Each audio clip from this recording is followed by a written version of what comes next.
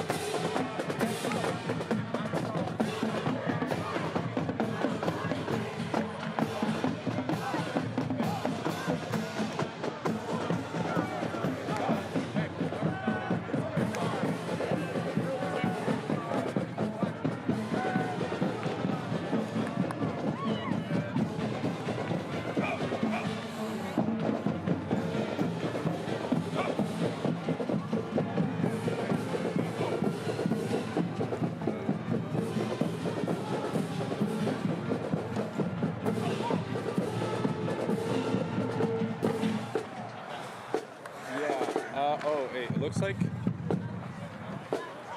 Oh, I think.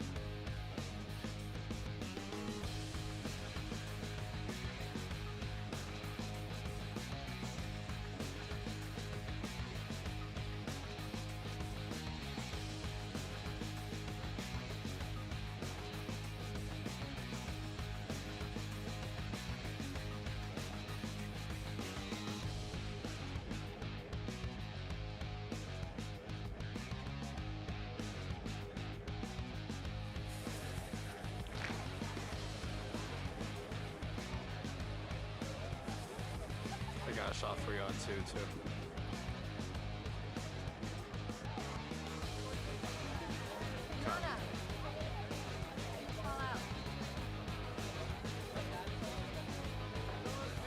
Yeah. I'm coming.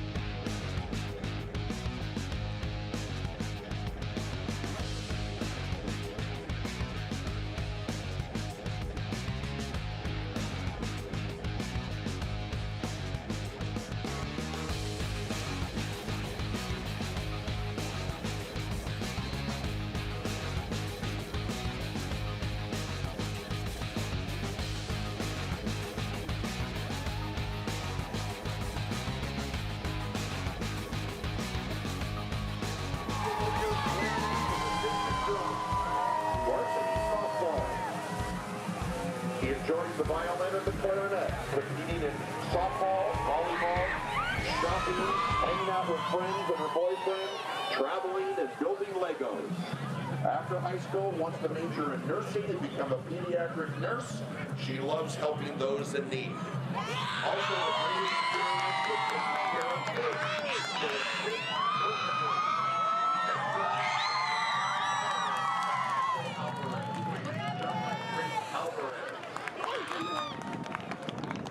On your homecoming court, Jet Brown. Hoover varsity senior on lacrosse. Captain and team manager of the team, board member of Game Club. Outside of school, Jet plays lacrosse in club, works at a summer camp, part-time job during the year.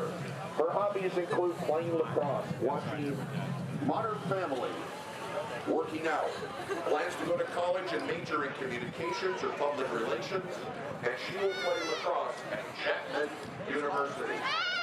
Escorted by her sister, Rika Brown. Ladies and gentlemen, Jen Brown.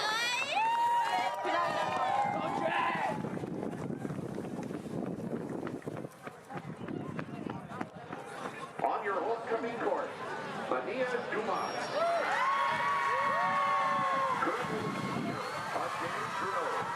Chosen for the position as head candidate. Enjoying dances, going to concerts, spending time with family and friends. Taking a trip to the field once in a while. And after high school, plans to go on to one of the top colleges. She wants to major in medical engineering, but also wants to explore and travel the world.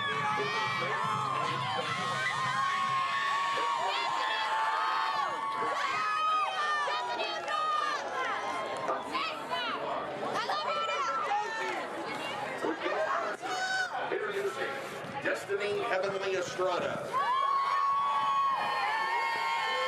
Co-captain of Glendale High's competitive cheer team. 4-year member and takes cheer very seriously. Very proud of her Mexican heritage. A part of the dance group called Ballet for Mexico Azteca. Destiny loves to perform to the crowd. Loves to make people happy. Her hobbies include writing poetry, performing, studying cosmetology, and wants to become an aerospace engineer. Her father always knew that she would be involved in his career, taking her to the pursuing his career in acting, escorted by her mother, Gabriela Perez. Destiny Heavenly Estrada.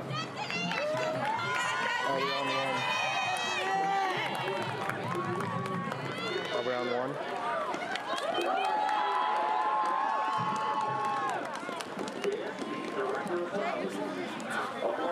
You're on one.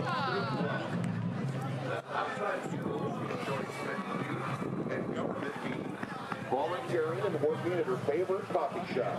Her hobbies include playing piano, working in photography, and also caring for animals for volunteering. After high school, before your college, eventually becoming a physician assistant. All right, switch to one so I can get back.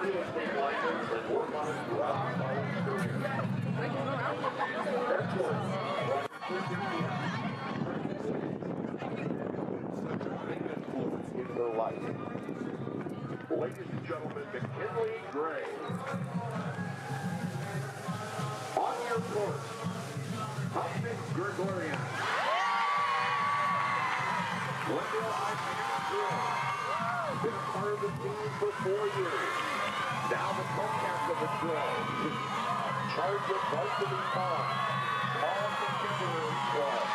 Some of our hobbies include dancing, reading, playing water sports, binge watching TV shows, and ice skating.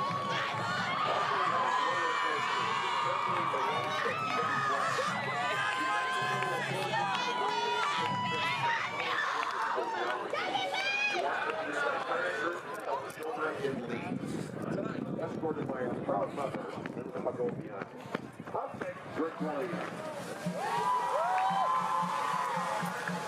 On your homecoming court, you know that Gregoria. 4-year member of Glendale High School, James Drill. Co-captain of the dance team, along with Andre Gregorian. In charge of the solo team, Lars Himma, Lars the February squad. She enjoys listening to music,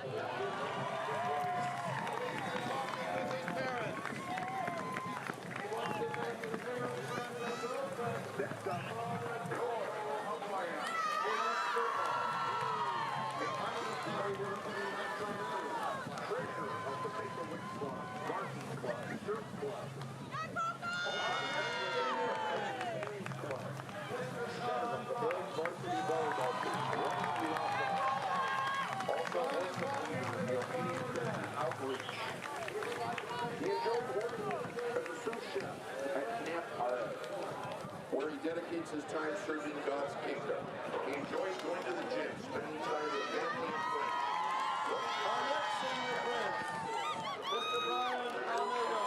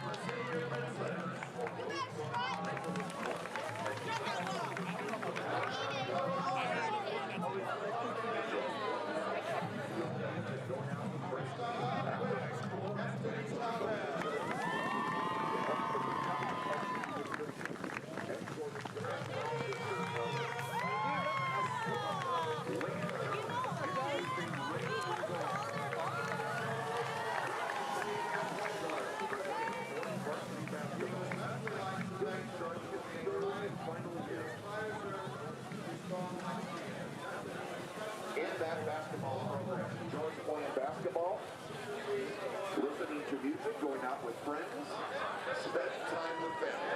Brian plans after high school to attend a 4-year university.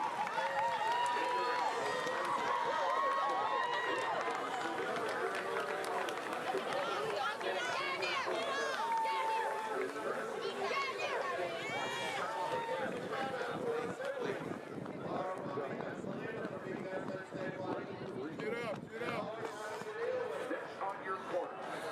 This is your lower court. Introducing Ari Bonneville. Chip Save the Seas Club. Serving as vice president of the Orange County Club.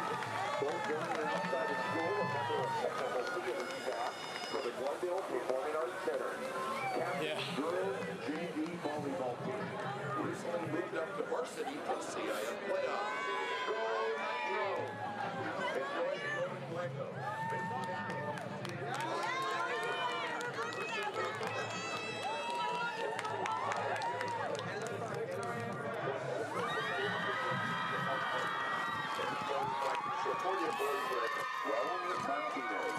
Ladies and gentlemen, honored by the sheriff. Peak athletic performance. Vice President of CSF, Cloud Computing and Computer Science Program, partners with Glendale College, Spanish and English, homes of our varsity volleyball since her sophomore year. It shows Courtney, Cody, Petey, Andy, spending time.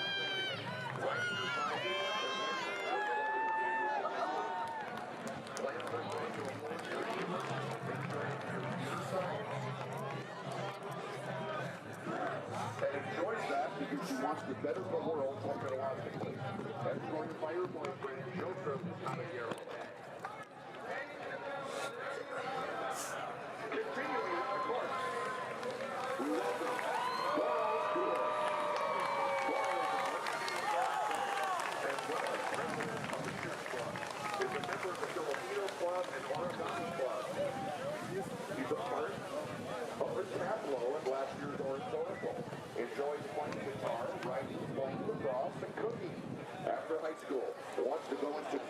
engineering, because it's a high-demand field with a wide array of job opportunities. Morrow in this area, that's what it's like his friend Kai Shimada. Introducing Mia Dalla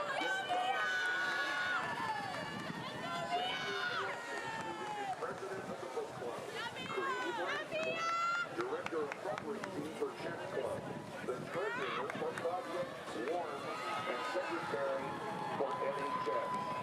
Varsity water polo for sophomore year, and member of the varsity swim team during their freshman year. Also recently chosen to be a representative for the student voice panel. In her spare time, he enjoys writing and reading, hiking, running around the Rose Bowl, enjoys going to the beach on rainy days.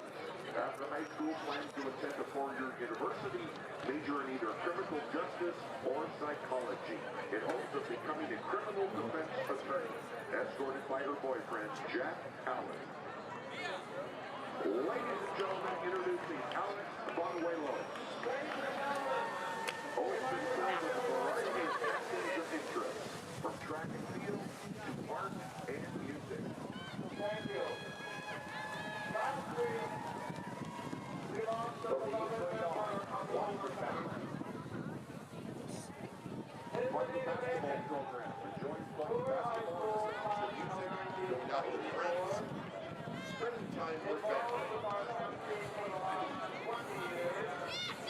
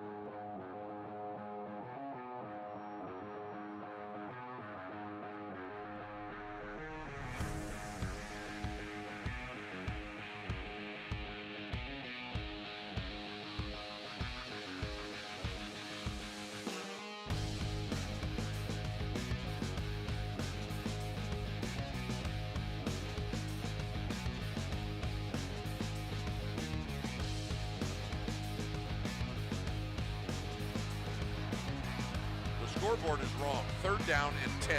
Melville gets by 1, avoids, now throws. Last play of the game. Jump ball. Caught! At the 1, it looks. And ruled touchdown Glendale at the buzzer. The scoreboard is wrong. 3rd down and 10. Melville gets by 1, avoids, now throws. Last play of the game. Jump ball. Caught! At the 1, it looks.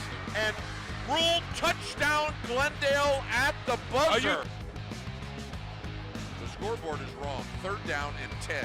Melville gets by 1, avoids, now throws. Last play of the game. Jump ball. Caught!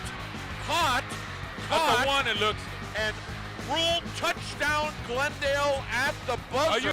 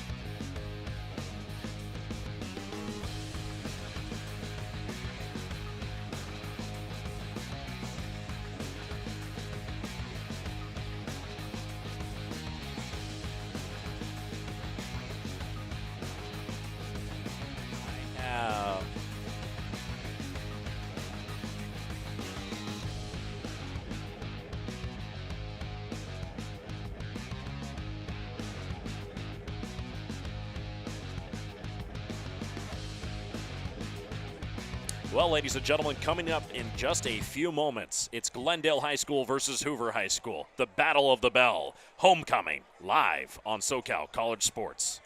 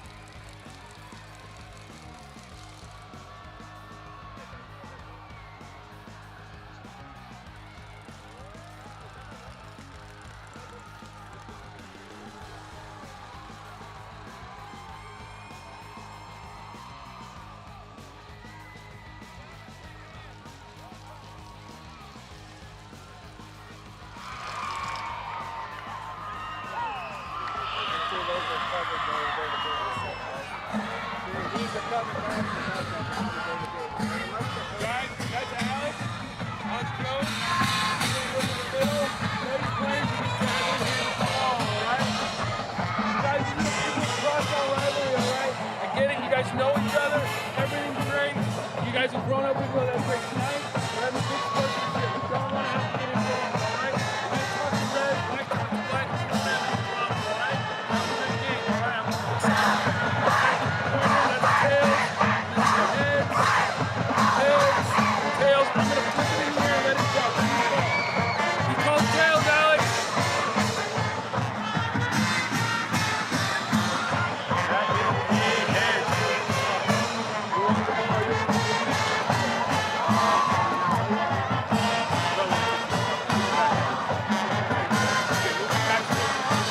Come over here. Pick from the clock, right? And when you're looking at it in the second quarter. All right.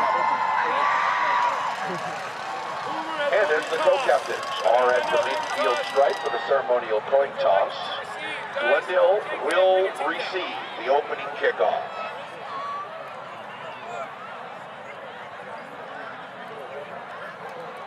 Good luck, guys. Control the pressure, guys. Control the pressure, all right? Hey, 72. You guys still got a couple of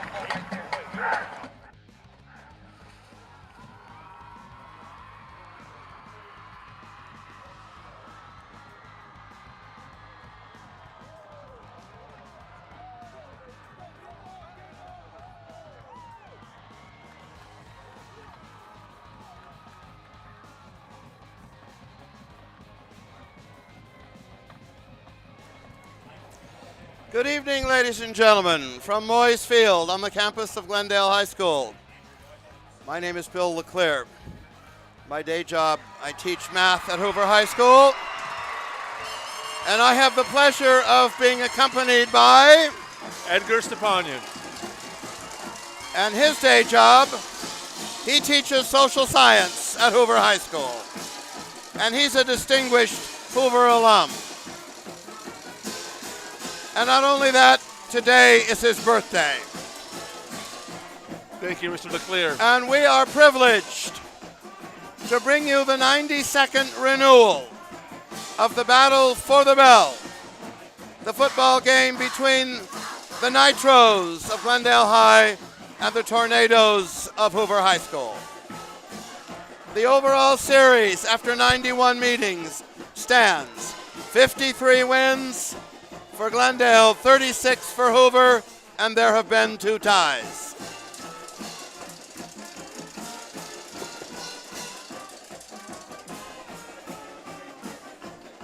So Glendale High has won the toss and has elected to receive. Hoover High comes into this game with a 3-6 record. Glendale High comes into this game with a 5-4 record. Glendale High did win its first 5 games of the season to start 5-0 and has lost its last 4.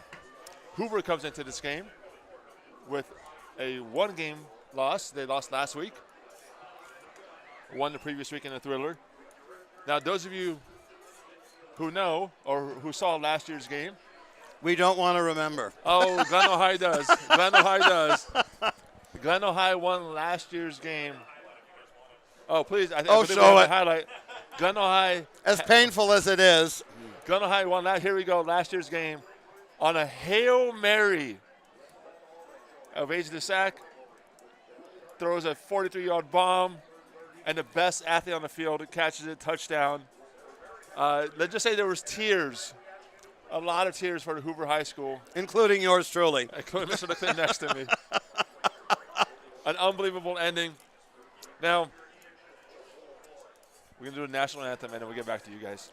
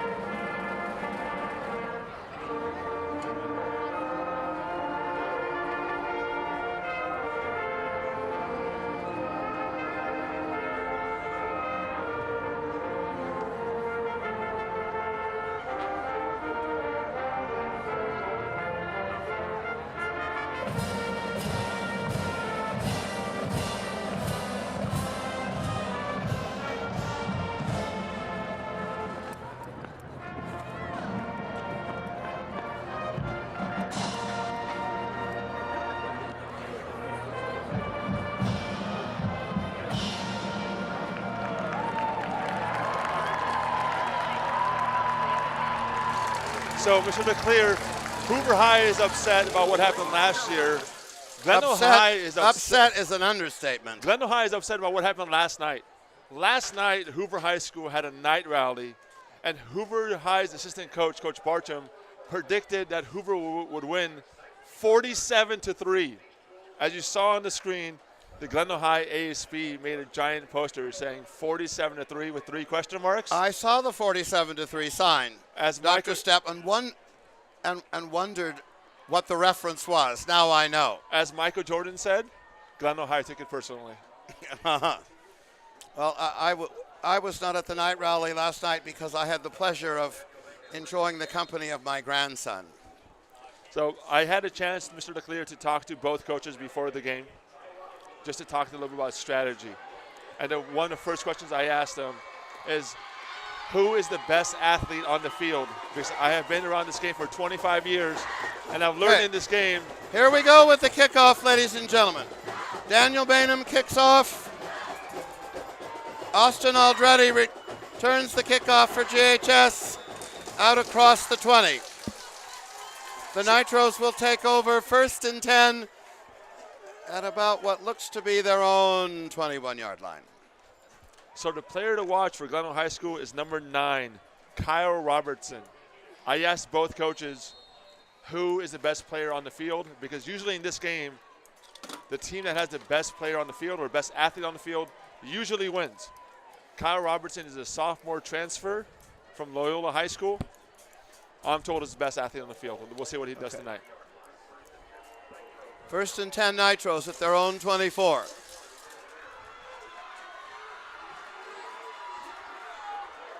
That pass complete to number 4, Rudy Cuellar.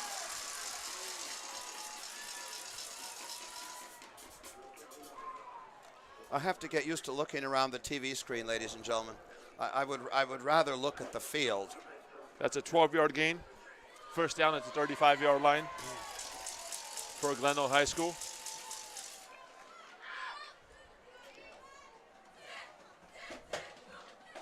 I'll be keeping stats during the game. You do that. Jonathan Wells at quarterback for the Nitros. That handoff to Looked like number 46. Let's check. 26. It was number 26, Gevorg Papazian. Good for a short gain. 2-yard gain. Hoover High's coach told me that they should have the advantage on the line. They have an experienced D-line and O-line. Another handoff to number 26 for GHS. Gevorg Papazian. It'll bring up 3rd and 5 for the Nitros.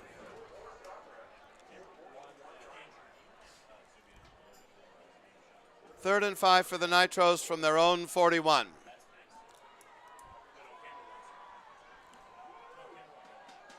Glendale High playing a quick pace.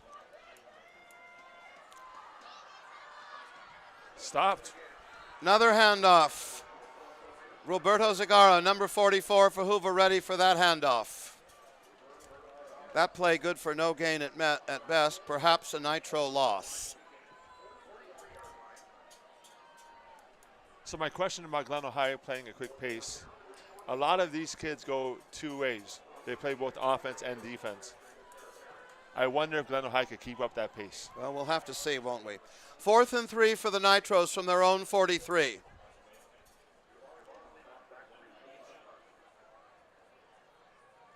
Oh, nearly blocked. Takes a Glendale High bounce. That picked up by number 5 for Hoover, Javon Lyman. Takes it out to about the Tornado 40, where Hoover will take over 1st and 10.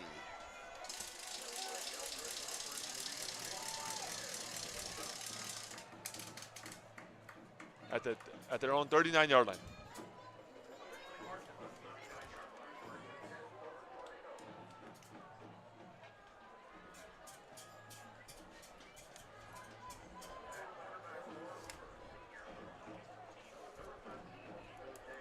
So Hoover High has told me, yes, Glendale High might have the best athlete on the field, but Coach Azad told me we have pretty good athletes ourselves.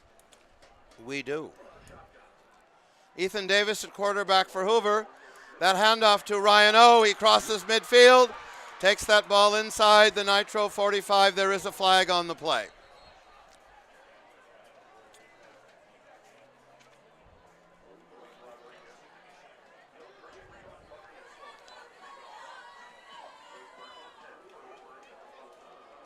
Face mask. Yeah, I thought it was a face mask against the Nitros. That's a 5-yard variety. Ball is on a 38-yard line. 1st and 10 Hoover at the Nitro 38. That was an 18-yard gain by Ryan O.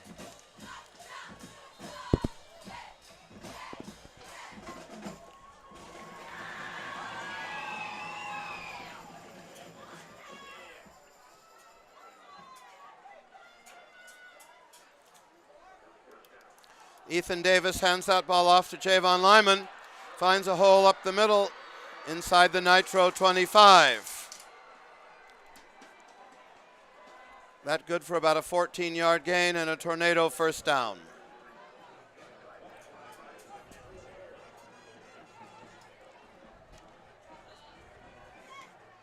First and 10 Hoover at the GHS 24. Mr. Leclerc, the most yards gained rushing ever in this game is 227 by Quinton Smith in 2015. Prediction, a Hoover kid breaks that record tonight. Is that so, Dr. Stepp? Well, we'll just have to see. The Nitro defense waiting for Ryan O on that 1st down play. Nice tackle by number 72 for GHS. Freddie Barrientos. I'm going to go out on a limb and say that Ryan O is going to break the rushing record in this game. I know he had a 200-yard game earlier this year. Dr. Stepp, you're being quite adventurous on your birthday. Only 3 other kids have rushed for more than 200 yards. Ryan O becomes the 4th one tonight. 2nd and 10 for the Tornadoes from the GHS 24.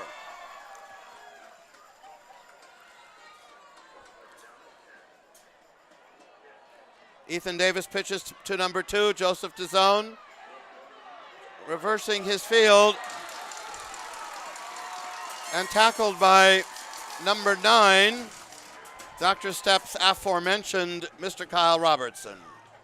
So, Mr. DeClaire, I coach football for my 6-year-old son. One of the things that I tell my kids on the football team is don't go left and right, go forward, don't go backwards. Going backwards usually isn't terribly beneficial. Joseph DeZone, don't go left and right. No. Don't go back. Go forward. Okay, a 1-yard gain on that play for Joseph DeZone. Let's see where they spot the ball, ladies and gentlemen. 23-yard line. We're going to call this 3rd and 9 for the Tornadoes at the GHS 23. Ethan Davis in the shotgun. There's Ryan O. Handoff to Ryan O. He goes inside the 20, but not far enough for the first down. Looks like it's going to be 4th and 5 for Hoover at the Nitro 19. What do you do here, Mr. DeClaire? Do you go for it? I go for it. I think you have to. Without hesitation, I go for it. Hoover has had 6 plays, all runs. I know Ethan can pass the ball.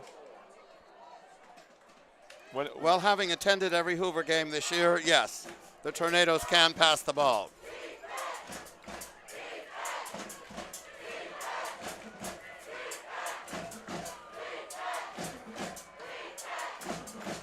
Two wideouts, one to his left, one to his right. A handoff to Ryan O.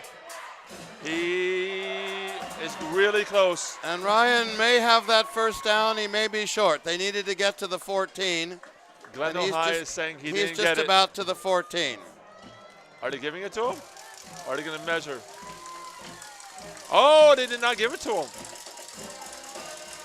He got to the 14, came 1 yard short. That's a gutsy call.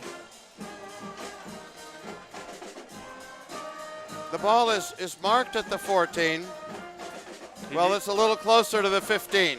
He needed so he's about half a yard short. Yep, he needed to get to the 13. Glendale High ball. I absolutely agree with Hoover's going for it. Not sure I would have run, but. Here's number 26. Daniel Bainham on the initial tackle for the Tornadoes.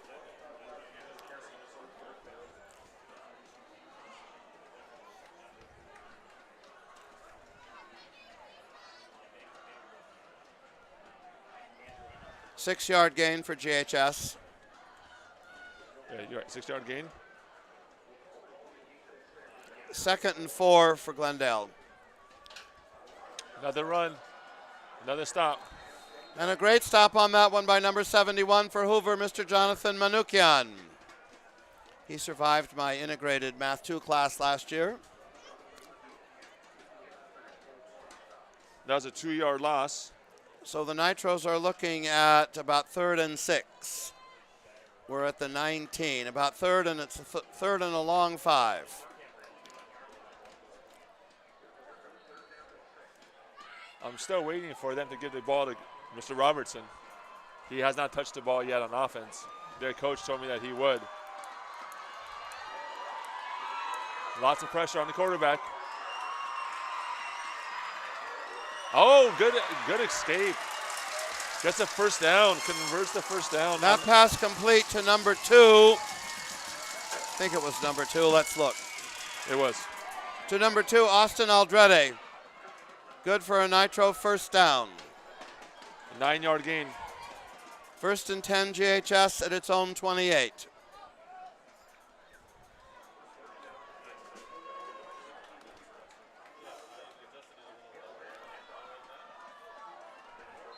At best, a 1-yard gain there.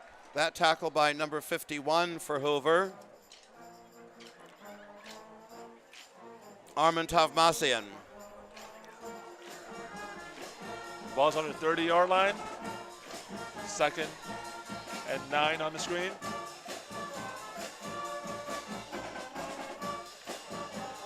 Quick pace. Finds a hole. Good cutback. That ball looks like it was fumbled. Hoover has recovered.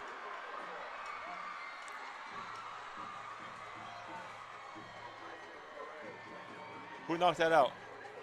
That's number 47. Number 47, Aram Darbinian.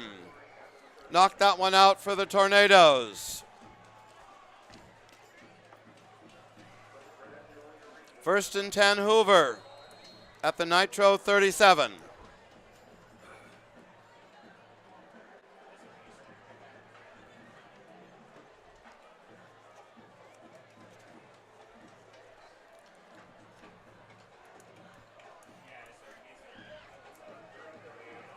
Ethan Davis back in at quarterback for Hoover in the shotgun. Ryan O behind him. One receiver out to the right, another one out to the left. Aram Darbinian in motion. First pass. Oh, he's open. Oh, he overshot him. And that pass just out of the reach of Javon Lyman. I think that was Davion Holloway. Oh, was it number 6? That was number 6, Davion That was Holloway. number 6, Davion Holloway, who's made a number of spectacular catches for Hoover this year, ladies and gentlemen. He was open. And indeed, he was open. So my question in this game, it's a rivalry game.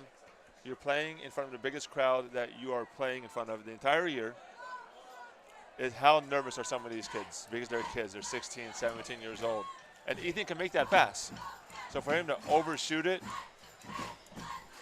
nerves playing a role possibly? Oh, possibly. But many of these kids, it is not their first battle for the bell. So I think by the time as we come, closer to the end of the first quarter, I think the nerves are.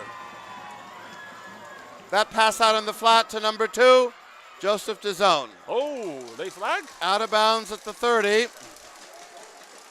No flag? I thought that. Could have called a flag on that one, given that he was already out of bounds and then he was tackled. I would have thrown a flag on that one. I know what you people at home Third are and 3 for Hoover at the Glendale 30.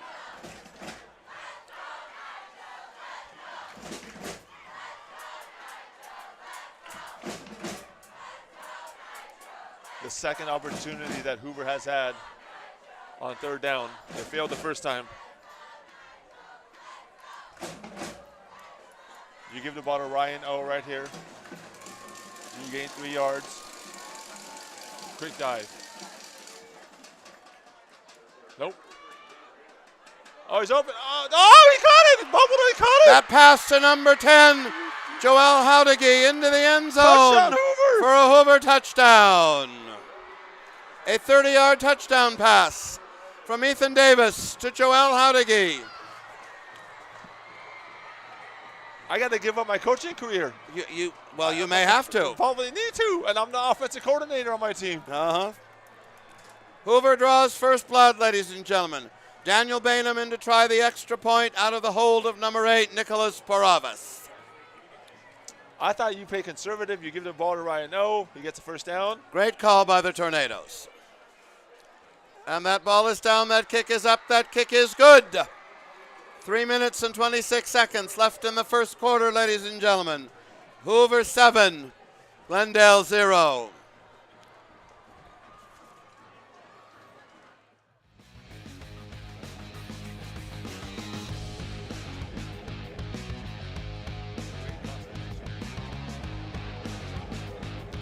I mean, granted, I coach 5 and 6 year olds. He probably learned that concentration, Dr. Stepp, in my Math 2 class last year. What do you think?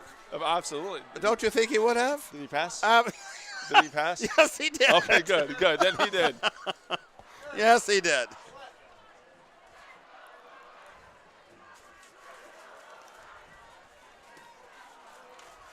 Lots of excitement, ladies and gentlemen, over on the eastern sideline, which is where the Hoover faithful are sitting. Hoover the visitors this year, GHS the home team. Here in the battle for the bell, it rotates every year. Onside. Hoover tries an onside kick. I don't like that call. I don't like that call either. Not at all. Why? It does cross the 50-yard line, but the Nitros recover. Maybe I'll continue coaching again because Coach Ozzy, that's a terrible call. That's not a good call. The Nitros will take over first and 10 at their own 48.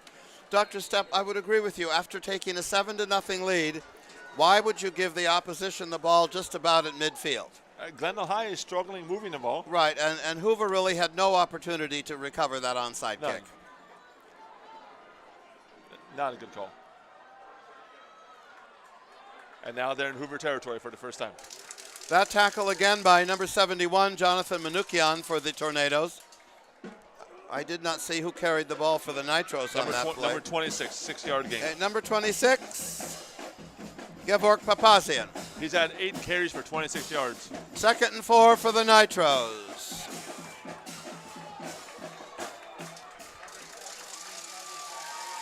That was Gevork again. Gevork Papazian again, good for the first down. The Nitros have moved inside the Hoover 40. 1st and 10 at the Tornado 35. That was an 11-yard gain. I think somebody who's watching on YouTube text me, and correct me if I'm wrong, but Glendale High is running the same play over and over and over again. It appears so. That tackle again, ladies and gentlemen, made by number 71 for Hoover, Jonathan Manukian. Because Gevork has 10 carries for 40 yards, and literally the last 3 plays were all the same. And another same play. Great tackle in the backfield by number 51 for Hoover. Okay, Armand Tovmasian. That was a 3-yard loss on the same play. Handoff.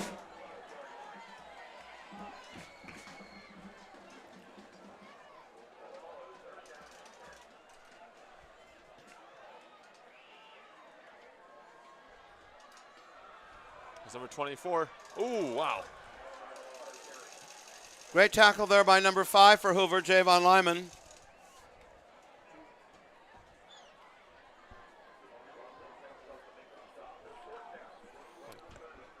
That was a, This was the link that was on the. Is that what you had? that was a 2-yard gain. 4th down for the Nitros Are they going for it? at the Hoover 33. 4th and 8. If I'm JHS, I certainly would go for it. Was that the link that you thought?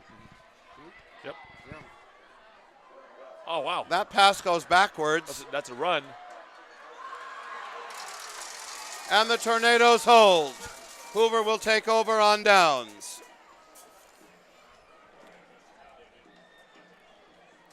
That was technically a 3-yard run because the pass was behind the line of scrimmage. You are indeed correct. That was a pass behind the line of scrimmage.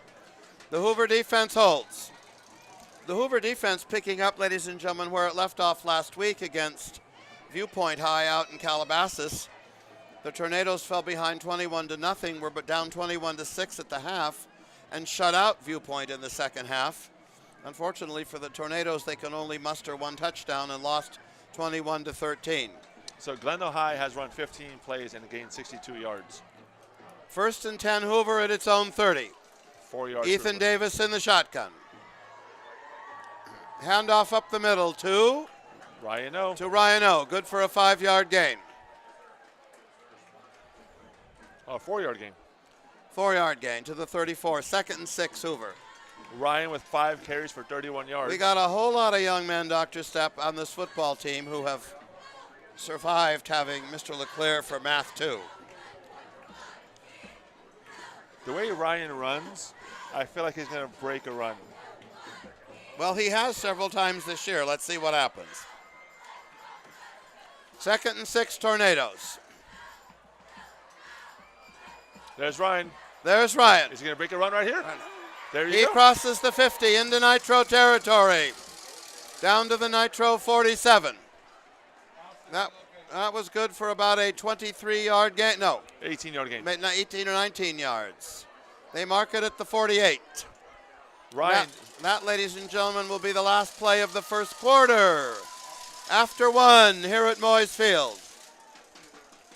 Oh, I'm looking at the clock on the TV screen. The clock on the field is Yeah, that's going to be the last play of the first quarter. a little bit behind. But that will bring us to the end of the first quarter with the score, Hoover 7, JHS 0.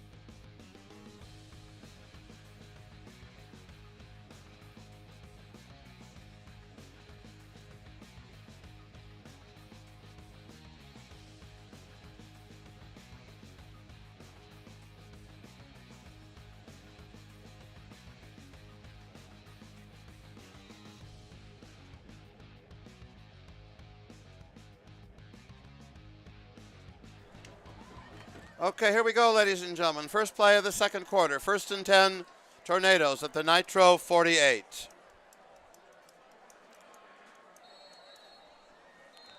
And we've got a whistle here before the snap. Somebody moved. Delay of game for Hoover. Oh, maybe nobody moved. Hoover didn't move in time. Hoover's first penalty of the game. 5-yard penalty against the Tornadoes for delay of game. Takes it back to the Hoover 47, 1st and 15. Umansky says the link isn't working. So Glendale High has a safety, single high safety about 15 yards back. They have to do that because of the threat of Hoover's pass game. Indeed they do. So they can't. And Hoover has two very quick receivers in Javon Lyman and Davion Holloway. Oh, God. That's a hard hit. Great tackle on that play by number 52 for the Nitros. Mark Douglas. That's a 3-yard loss. Hoover's looking at about 2nd and 18 here. But how do you have a delay of game out after a quarter? Dr. Stepp, don't ask me these questions.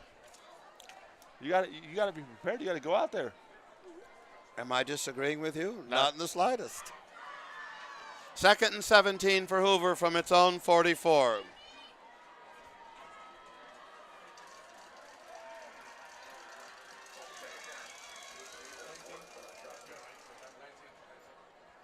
Pass. Ethan Davis escapes the rush and goes out of bounds back at the original line of scrimmage. We're going to call this 3rd and 10 for Hoover.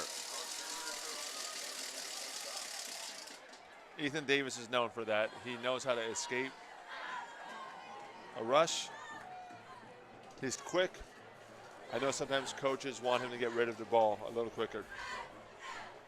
Well, I wish we could get the link working. Umansky says it isn't. Oh, it's working. Who was that from, Jason? He texted you? Oh, sorry. 3rd down. 3rd and 10 for the Tornadoes from their own 44. He's got time. Oh, he's open. Anderson's open. That pass over. Anderson drags the defender. Tight end Anderson Toombs, number 88.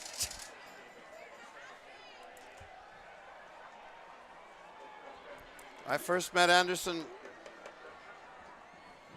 Are we looking at a replay? Yeah, we're looking at the replay here. First down. First down, Hoover. 24-yard gain. 1st and 10, Hoover at the Nitro 38.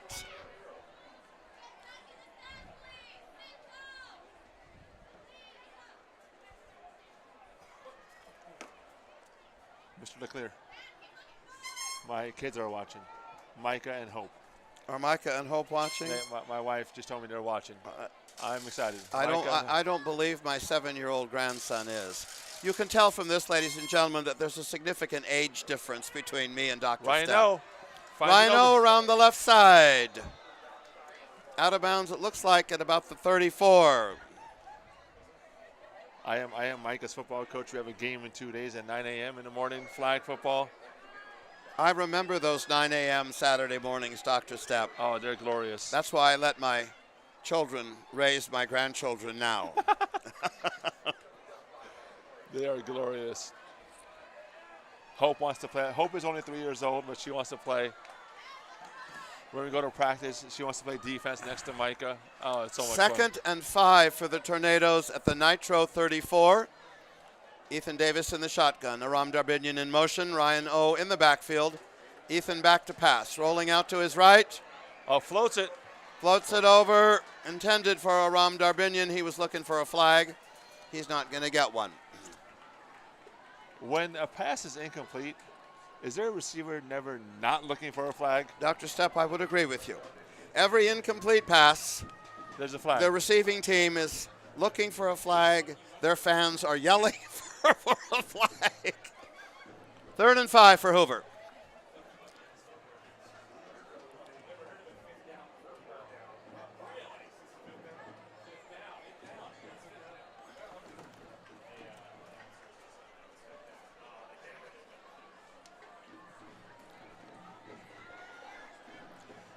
Third Third down. and 5, Tornadoes.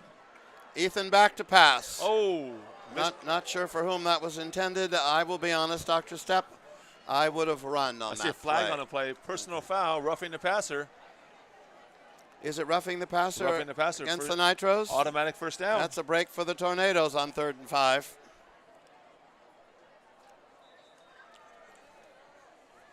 Mr. DeClaire, we have people in Santa Cruz. Roughing the passer, that's a big one. 15 yards against GHS. And that was third down. That will give the Tornadoes a first down. It looks like we have a timeout on the field. We do. Hoover will, I don't know who called it. Hoover, GHS called timeout. 1st and 10, Hoover at the Nitro 19. And we got people all over the country watching this game, Mr. DeClaire. Oh my God, my heart's going to miss a beat. all over the country. My father-in-law, Grandpa Dale, is watching this in Chicago, Illinois. I was going to say, your father-in-law's watching in Chicago? Absolutely. Uh-huh. Kids watching. I mean, we've got a noble member of the Tornado family, all right, who spent the last 5 years with us. He's watching in Porter Ranch, Mr. Jason Umansky. Absolutely. Aren't you, sir? Mr. DeClaire, this is my 42nd birthday, and I'm so happy to be here. I couldn't be happier to have you here. To be here next to you doing this. And I'm a heck of a lot older than 42. I have children that age, for God's sakes. Ryan O. That handoff to Ryan O. The Nitro defense was ready. No gain on that play. Timeout. Injured player on the field. Now, Mr. DeClaire, earlier, second to last time that Ryan O ran the ball, he got hit really, really hard. Mm-hmm. He's run the ball twice since then, and each time that he has run the ball twice since then, he's been a little bit more gingerly. And he didn't gain much. He did not.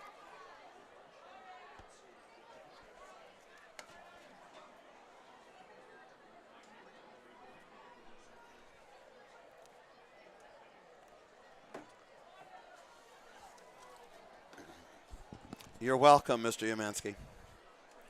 Ball's on the 19-yard line. We're going to have 2nd and 10. Second and 10 Tornadoes. I did not catch the number of the Nitro who's down on the field.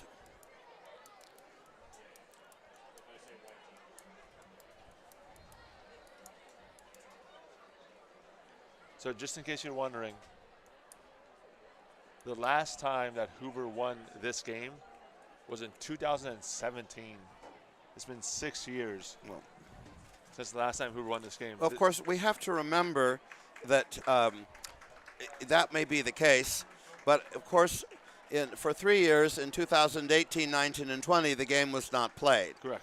GHS, okay, we've already reminisced about the Hail Mary from last year. GHS did win 2 years ago, in 39-8, 2021. But the previous 3 years it was played, 15, 16, and 17, the Tornadoes won 3 straight.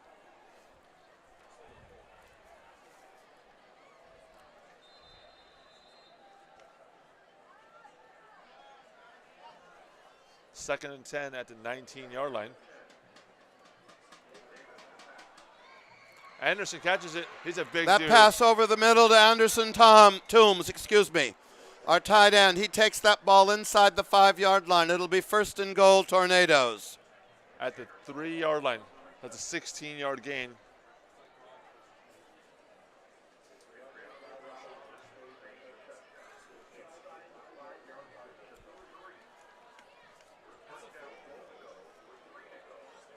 Hoover is moving the ball very easily. Hoover is moving the ball quite easily. Ethan Davis is 4 of 6 passing for 77 yards.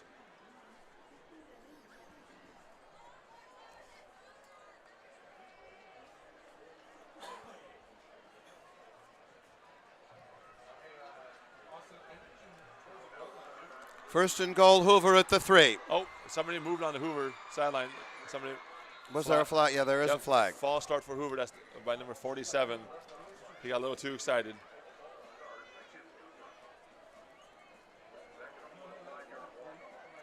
That's Hoover's second penalty.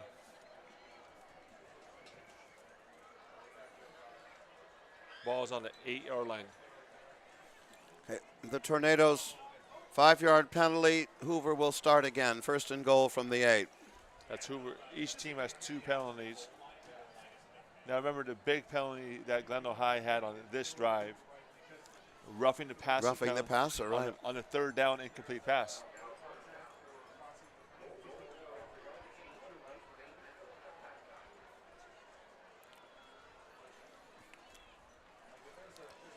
Ethan Davis in the shotgun. Ryan O behind him. Ethan looking back to the Hoover sideline. And if you're the Tornadoes, you don't want to mess it up here with all 3 timeouts left. Hoover calls one. 7 minutes, 38 seconds left in the second quarter, ladies and gentlemen. Hoover leads in this 92nd renewal of the Battle for the Bell, 7-0. Now, Mr. DeClear, Hoover had a delay of game coming into the second quarter, and now they just have to call a timeout inside the 10. I'm wondering if there's some type of miscommunication going on. Well, there may be. That's why you call timeout, because you don't want to snap that ball if people aren't sure when you got it first and goal at the 8. They've already had a 5-yard penalty for false start. Now, I also wonder, I asked Coach Azad, what is the game plan? And he told me, we're going to do what we did the whole year. He said, coming into this game, sometimes people want to have trickery, want to do special things. He said, we're not going to do anything that we did not practice. And I don't think they should. All right, here we go, folks. First and goal, Hoover from the 8. Oh, false start again. Hoover's going backwards, Mr. DeClear. That was movement by Gabriel Donateris before the snap. 5 more yards against the Tornadoes. This is not what you want when you start first and goal at the 3.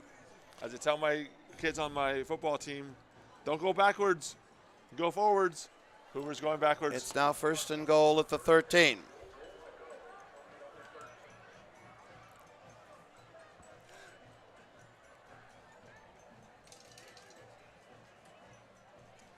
Hoover has had the ball. Hoover has run 18 plays. Glendale has run 15 plays. That handoff to Ryan O. Gets, I think that Dr. Stepp, that at best was a 1-yard loss. He gets stuffed again. The Hoover offensive, yep, a 1-yard loss. Second and goal at the 14. So, Mr. DeClear, I'm putting my offensive coordinator hat on. You do that. Ryan O is quick. And so you see it's now working. The last couple of times you've given him the ball, it's been -3, 4, 0, -1 yards. It's maybe a toss, get him on the outside. Or maybe you take Ethan Davis on a keeper.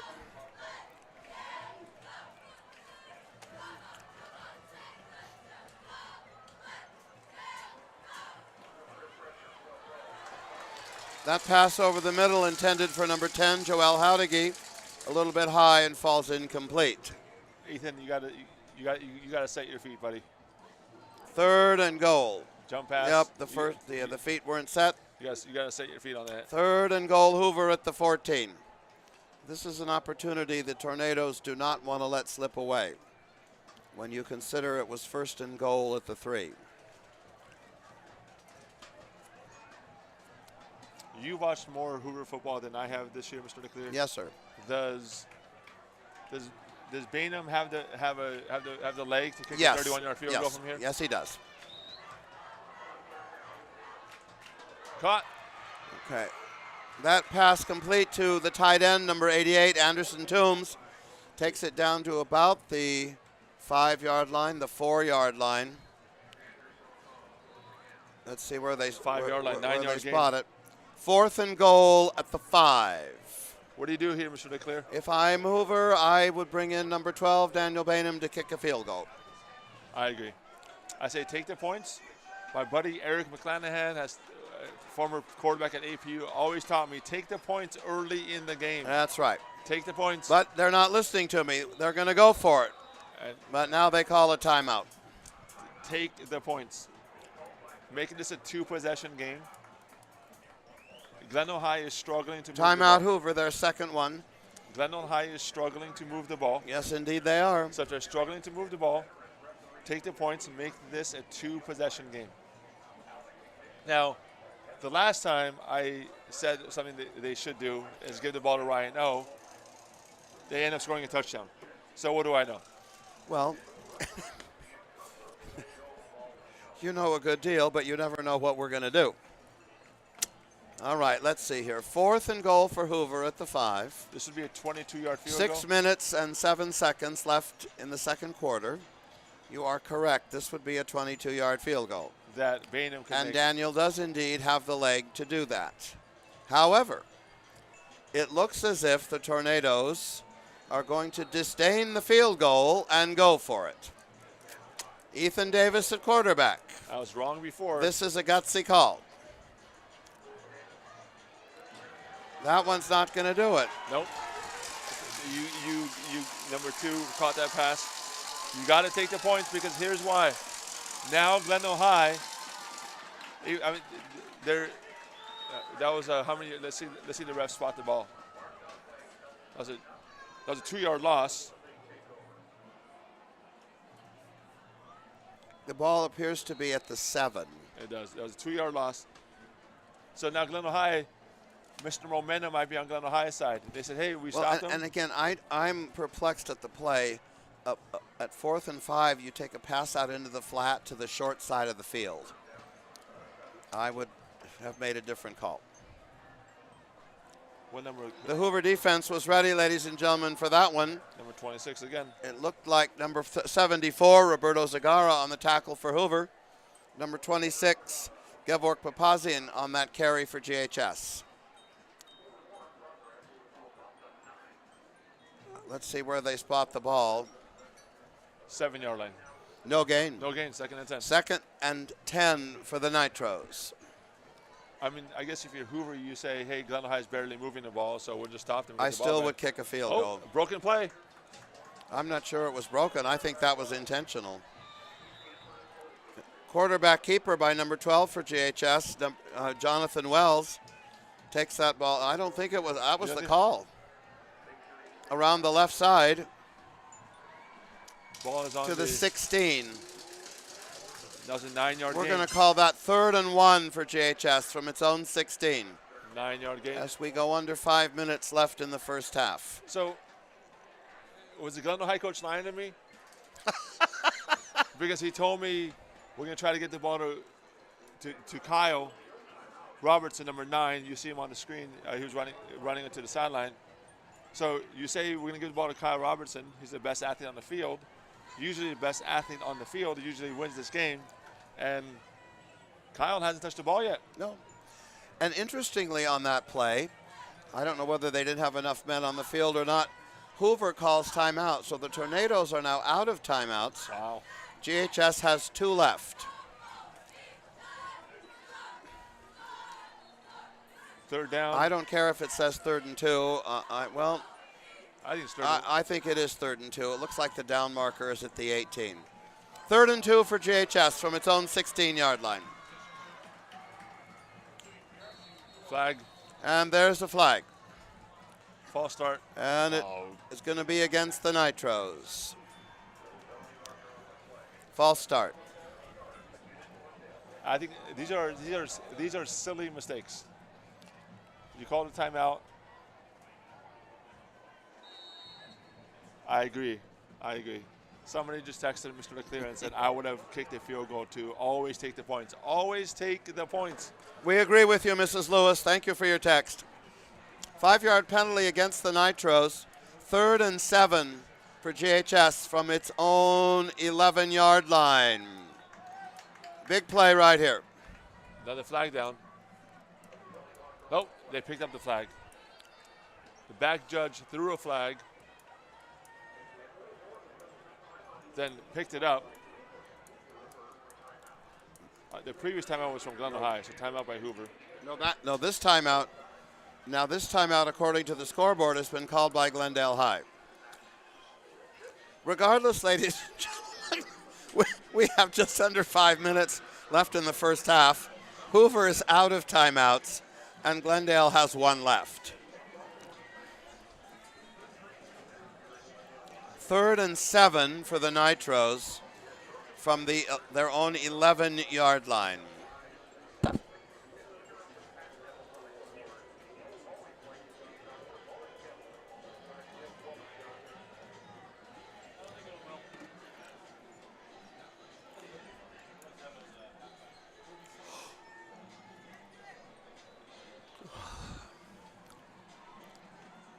Glendale High is averaging 4.5 yards per play. The problem for JHS has been they haven't had that many plays. Oh, nope. And that pass on 3rd and 7 falls incomplete. This is going to bring up an apparent punt situation for the Dynamiters. 4th and 7 from their own 11. So Hoover may get the ball back with decent field position after failing to score when they had it 1st and goal at the 3.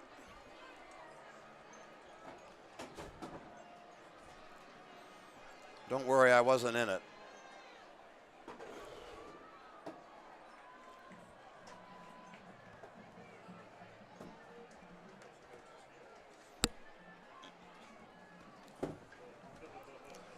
Okay. Glendale High rushing a player.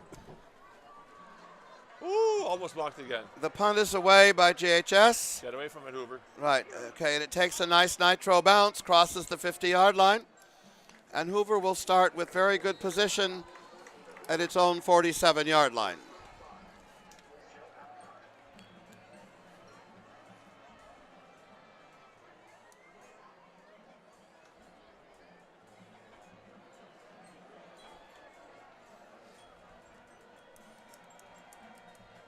.35 left on the clock.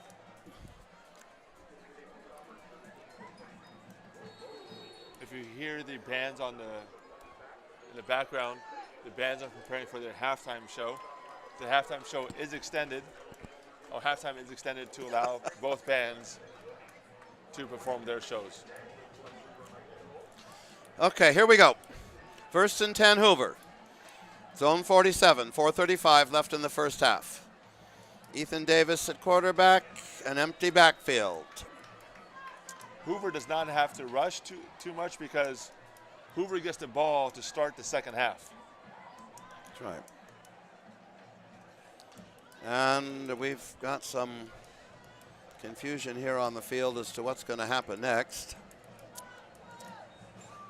We got another timeout. Perhaps the officials called timeout. I don't know. But somebody has.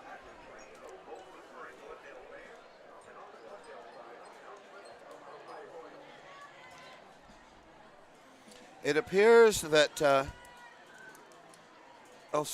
I've been spreading misinformation, ladies and gentlemen, about the timeouts. You know, as Hoover's announcer, I of course always look at Hoover as the home team, and of course Hoover is not the home team, it's the visiting team. That timeout was called by Hoover. Bottom line, neither team has any timeouts left.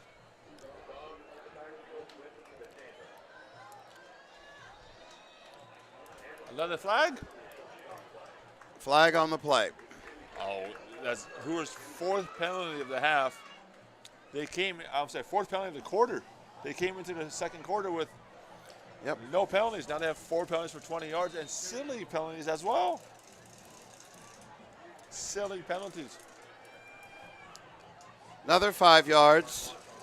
False start against the Tornadoes. 1st and 15. Their own 42. Oh, wow, he gets hit hard. Ethan Davis sacked by number 33 for JHS, Joey Rodriguez. The Tornadoes moving in the wrong direction here. Again, they ended the last drive moving in the wrong direction. Wrong direction.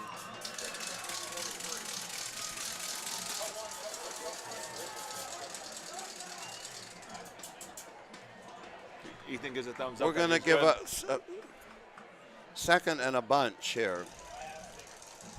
The ball is spotted at the, is it the 34? Let's look and see. 34-yard line. Okay, we're talking 2nd and 23. Remember, the original line of scrimmage was the 47. You're right.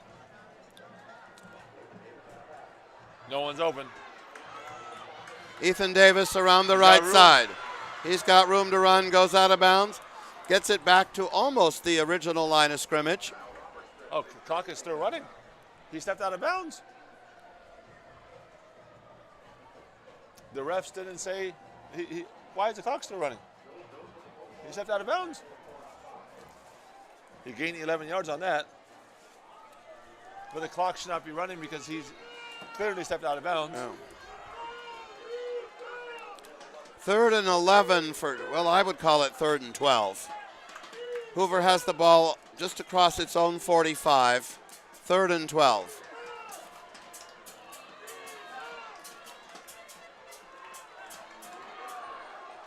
He passed. Oh, off the fingertips. That pass off the fingertips of number 2 for Hoover, Joseph DeZone, falls incomplete. That'll bring up 4th and 12 for the Tornadoes at their own 35, their own 45. Mr. DeClear, Glendale High, you figure it has to be happy that they're down only 7-0. If I'm GHS, Dr. Stepp, I would be ecstatic to only be down 7-0 because Hoover has dominated this first half. And guess who's the return man? Kyle Robertson. This should be number 21, Marco Raygoza, into punt for Hoover. Do you kick it away from him? I would. Because if you remember last year's game, when Hoover lost on a Hail Mary, it was set up by a great return. And Robertson Yes, has it a chance. was. He has a chance.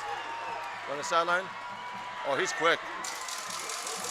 And he goes, he was long out of bounds. Now we got some extracurricular activity going. Robertson's upset.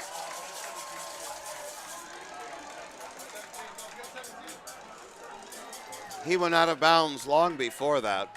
Another penalty for Hoover. I don't see a flag. I think it's going to be a personal foul. He's quick. Coach of Glendale High School, give him the ball. Late hit. Did they call late hit? No. I thought they did. 1st and 10, GHS at its own 47.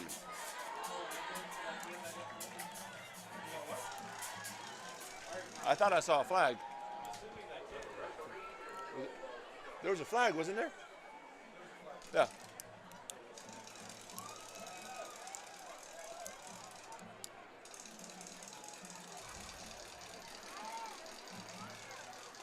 No, personal foul. 15-yard penalty against the Tornadoes. Oh my God. Holy cow, 2 penalties?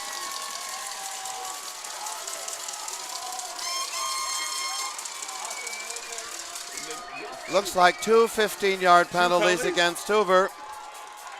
Holy cow. Takes the ball down. This is the farthest the Nitros have been.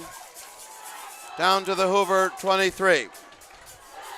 Holy cow. Hoover has 6 penalties for 50 yards in this quarter alone. I'm not sure what the call was there. Maybe it was 2 calls for unsportsmanlike conduct. I believe it was. What did I say earlier, Mr. LeClaire? Take the points. But, oh, yep. Oh, he barely touched him. No, that's not a PI. Ooh, that's not a PI. He barely touched him. No, that is not a. Are we saying? Look at the.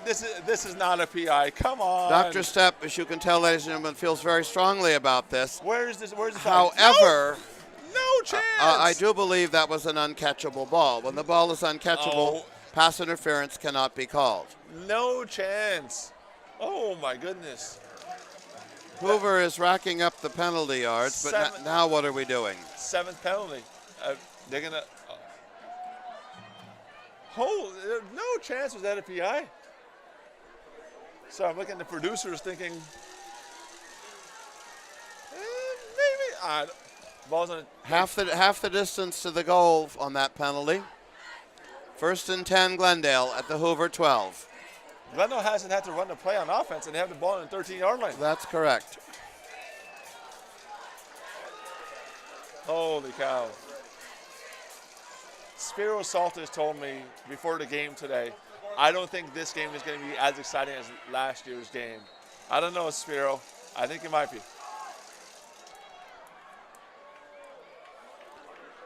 Somebody, so many New flags. quarterback for the Nitros, Brady Aldrete in at quarterback.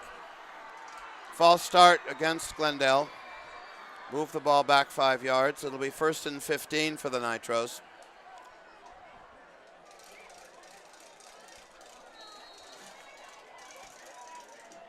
If you're Glendale High, you have to score here.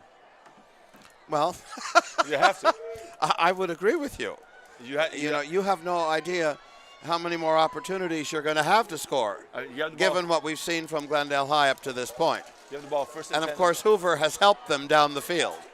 They've helped him with 40 yards. There's a loss.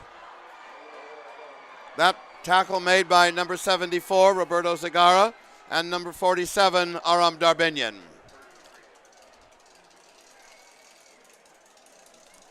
That was number 7 for GHS, Alfred Intriago on that carry. The ball is now back at the 18-yard line. Well, it looks like it's the 17. Okay, so about 2nd and 15 or 16. He caught it. That pass complete to number 4, Rudy Cuellar.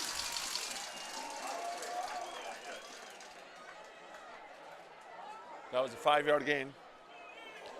I think this will be about 3rd and 10 for GHS. And they have no timeouts either. Right, 3rd and 10, 3rd and 11. So they can't at regroup. the Hoover 12. They can't regroup.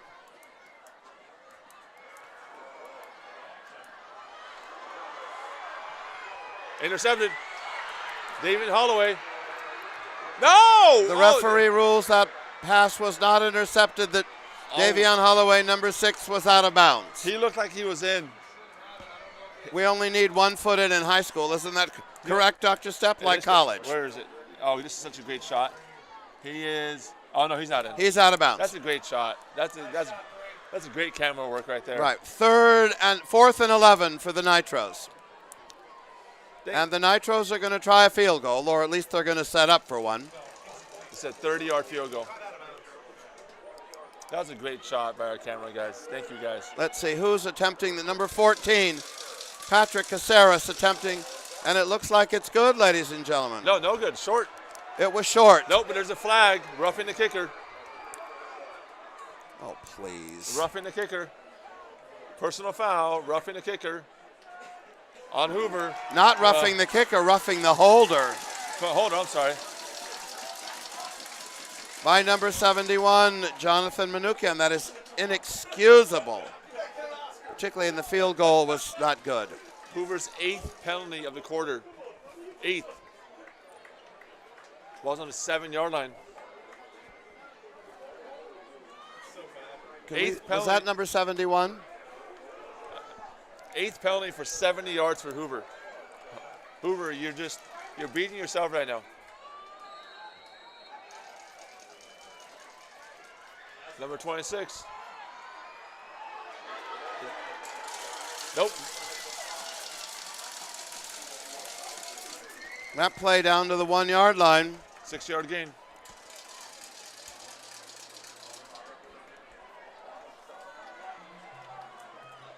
Hoover. Now what?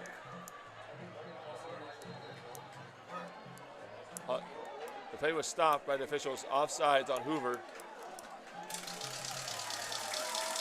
9th penalty of the quarter for Hoover. 9th penalty. Ball's on the 1-yard line.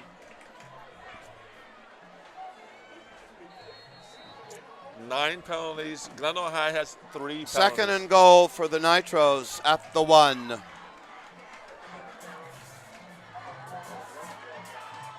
Number 17 at quarterback.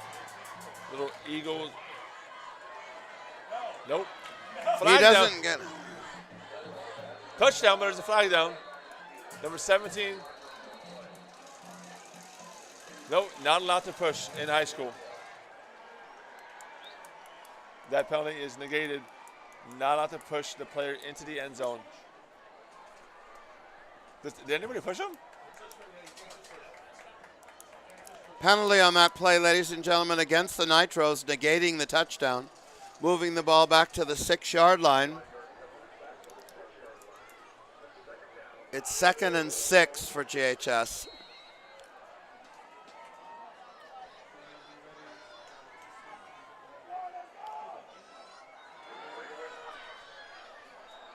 Nice tackle by number 74, Roberto Zagara.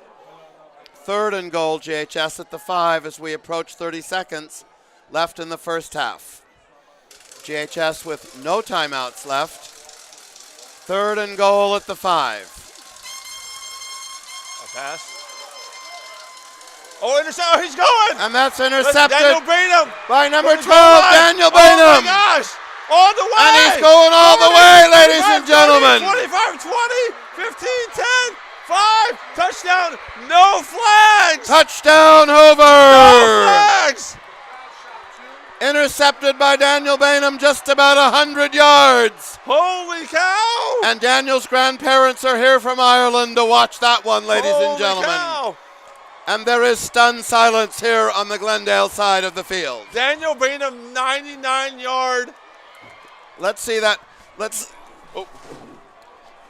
Yeah, I'm okay. I want. This ledge is lethal. Every year, it's lethal.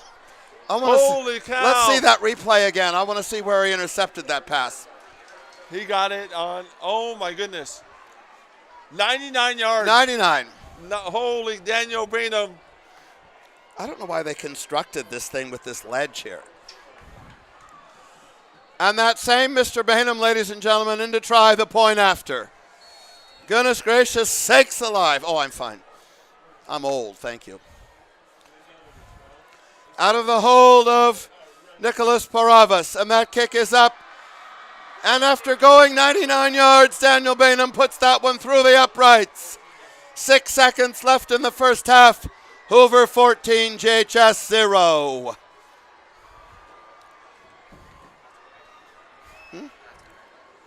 Say it again.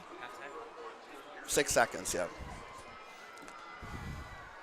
You know what that reminds me of, Mr. DeClear? What? 2009, James Harrison, 100-yard interception return in the Super Bowl against the Arizona Cardinals. If you remember, it was at the end of the first half. James Harrison intercepts Kurt Warner just as the Cardinals were about to score, takes it back to 100 yards. You're going to have to remind me, Dr. Stepp, who are the Cardinals playing? The Steelers. Oh, the Steelers, that's right. Okay, Daniel. I'm laughing, ladies and gentlemen, because number 12, Daniel Bainham, now he's back out to do the kickoff for the Tornadoes. He just intercepted a pass, ran 99 yards for a touchdown, kicked the extra point, and now he's in to kickoff. Holy cow. And now, Dr. Stepp, I would do an onside kick. 6 seconds left. They have no timeouts left. Don't kick it deep here. There you go. Okay. Holy cow. There you go. What a turn of events. What a turn of events. Glendale High had the ball on the 1-yard line.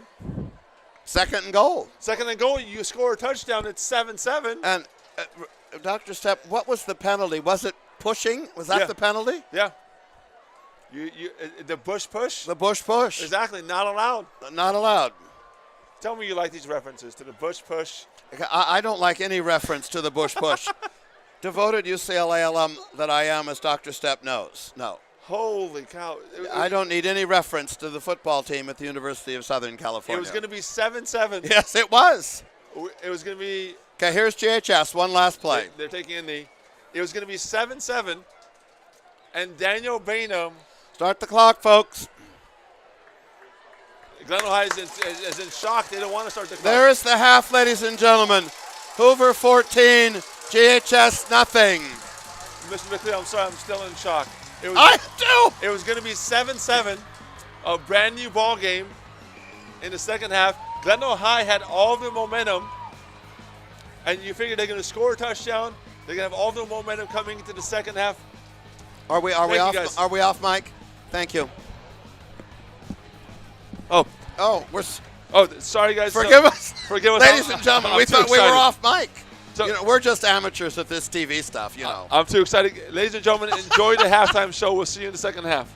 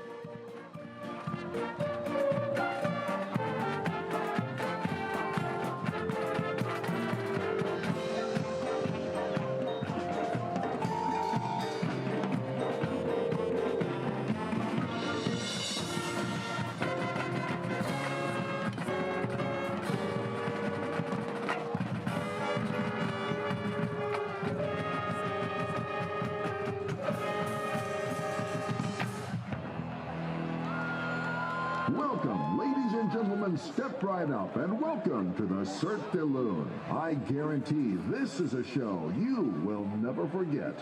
In fact, you may never get to leave.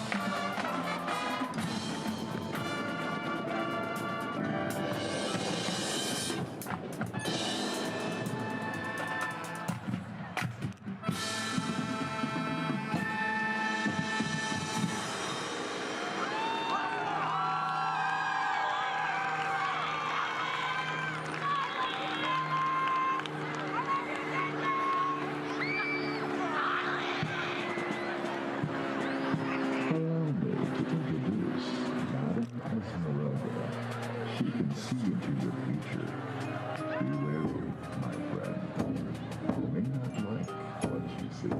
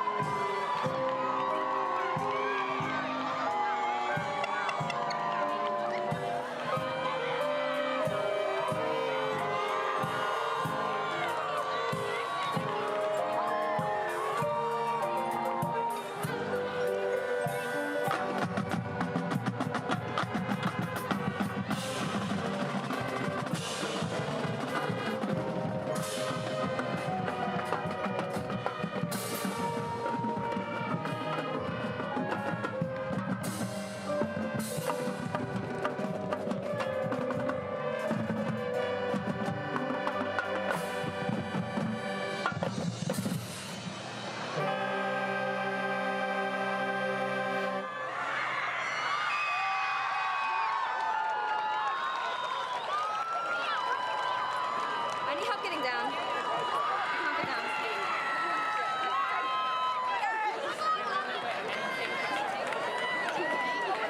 Oh, grab my clarinet, clarinet, grab. Oh, move it back. Move it back with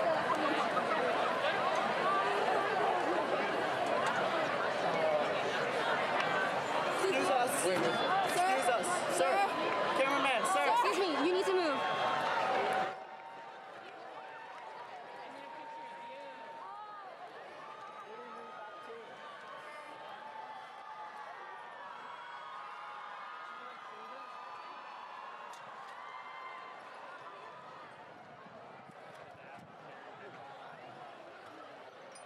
You want me to get over to the other side?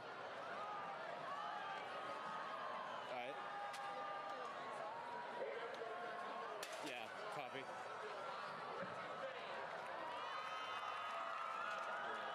Camera 3 zoom controls.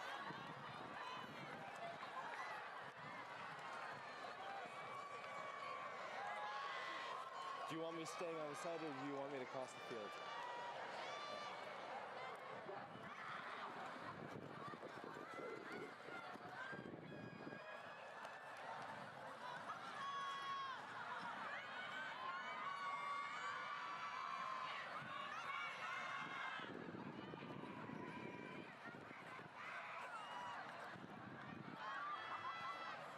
You want cam 3? Oh, me? On the stands? I'm on the field right now. Should I get off?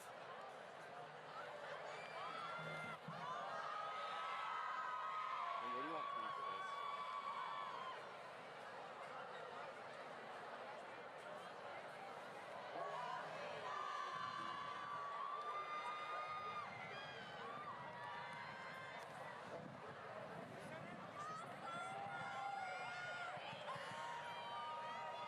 Who are we live on right now?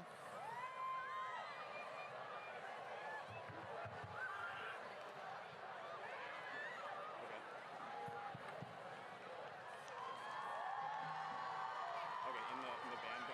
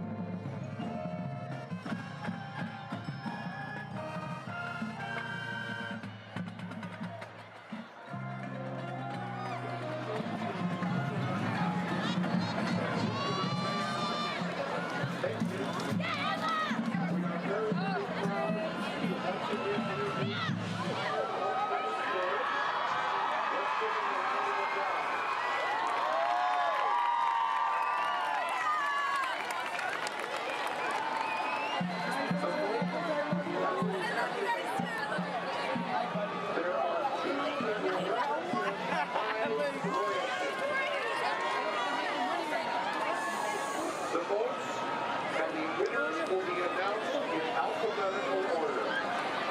Our first high royalty, we congratulate Faith Alvarez.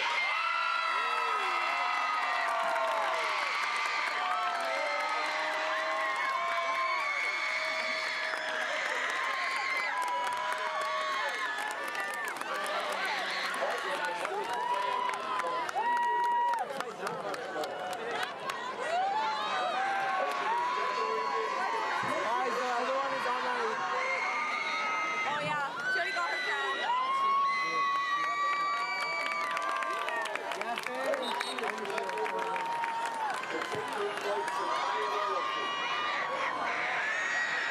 Joined by the other half of your high royalty for homecoming 2023. Jet Brown.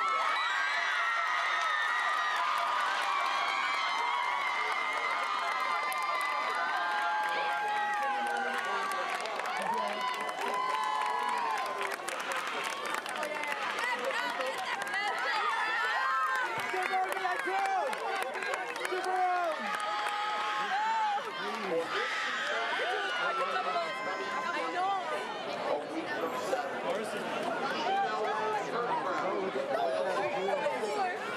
I know.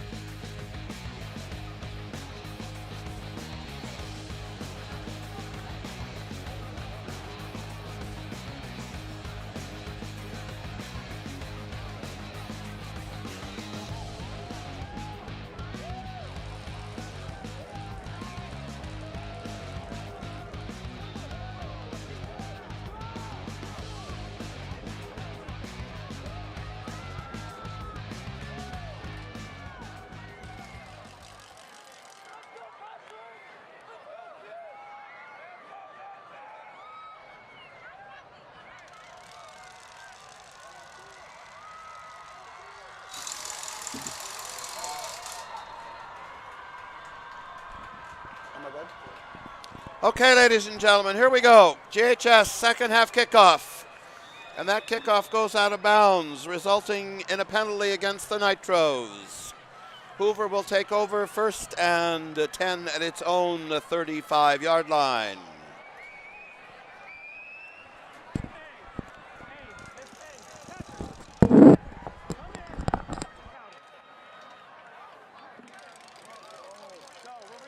The Tornadoes get the ball first here in the second half. We had a rousing halftime show, ladies and gentlemen. Both bands performed. And I believe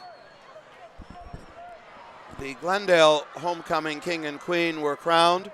Hoover's homecoming king and queen will be crowned at the homecoming dance tomorrow night. Thank you. Hoover has decided to accept the penalty for the kick going out of bounds, which will back the Nitros up 5 yards. Glendale now kicking off from its own 35-yard line. Back deep to receive for Hoover. The two young men who have been back to receive deep all year. Number 2, Joseph DeZone. And it should be number 5, Javon Lyman. I can't see the numbers, ladies and gentlemen. Let me check them. And there goes the kickoff. And on a reverse, Davion Holloway around the left side. Davion across midfield. A hard tackle by GHS, but Davion gets to the Nitro 40-yard line. That kickoff originally fielded by number 2, Joseph DeZone. Right. Nice reverse to number 6, Davion Holloway. That ball is going to be spotted. The distinguished birthday gentleman, Dr. Edgar Stepanyan, ladies and gentlemen, has returned. We don't want him over celebrating this birthday. You know, he's right in between the ages of my 2 daughters. It's going to put it to 180. First and 10, Hoover at the Nitro 42. Ethan Davis, the quarterback. Ryan O in the backfield. And the handoff to Ryan O.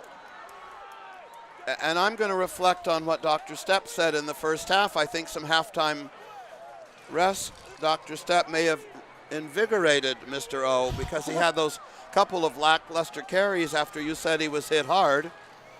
And that was a nice 6-yard gain. 6-yard gain, or maybe more. Where are we? The 31. 31, start on the 37. Okay, 6-yard gain. Very good. You figure if Hoover scores again, the Nitros are in trouble. In trouble, big trouble. They're going to have a really hard time scoring 3 times. How's that?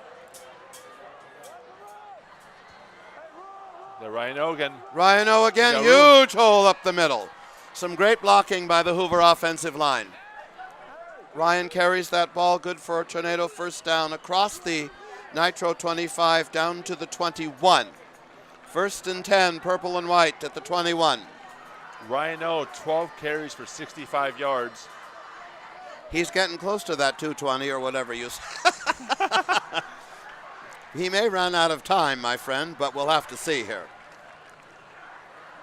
Glendale High right now looks deflated. Well, when you have a second goal at the 1, and then after a 5-yard penalty, you have a 99-yard pick 6 against you, that will be deflating. Ryan O again. Okay, another nice gain across the 20. We're about 5 yards. Maybe 6.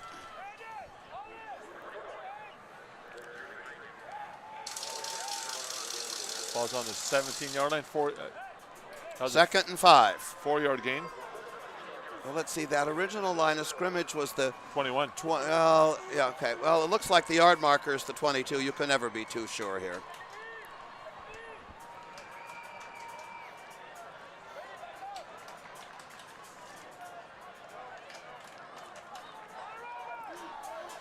Okay, here go the Tornadoes. Ethan Davis in the shotgun.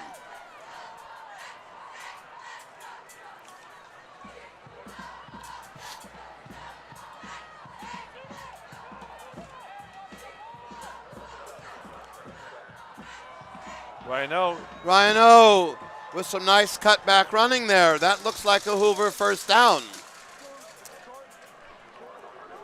Healthy dose of Ryan O right here. Let's see where they mark this ball. Nope. Third down. 3rd and 1.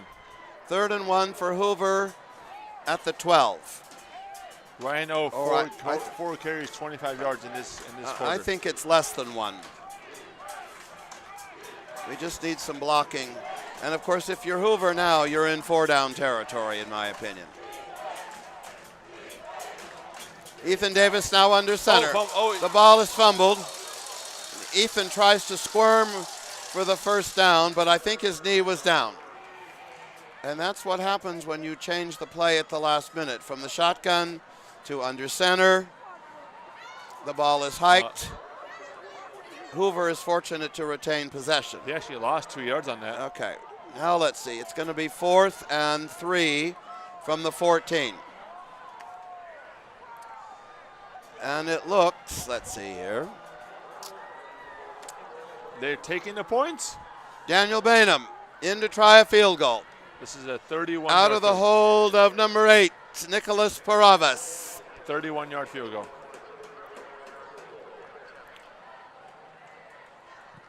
Oh, that's good. And that kick is up and good. So Daniel Bainham, who returned that interception 99 yards for a touchdown, comes back with a 31-yard field goal to make the score with 7:49 or left in the third quarter. Hoover 17, GHS 0. See, I like that call.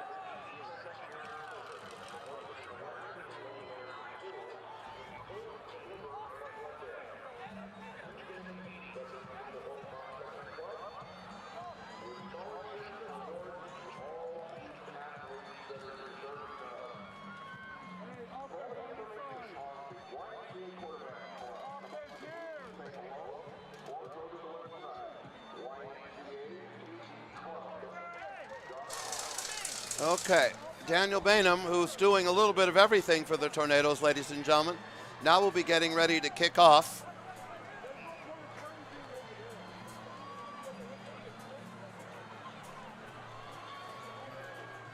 I like that decision there because, again, you take the points, you make this a 3-possession game.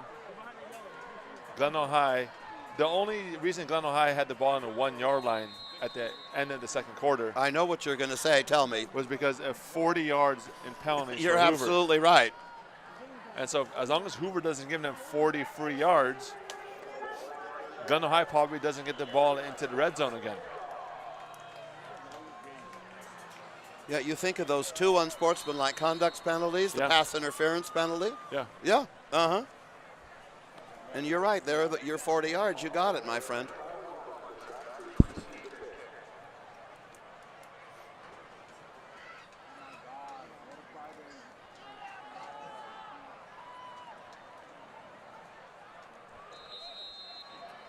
How tired is Daniel Bainham right now?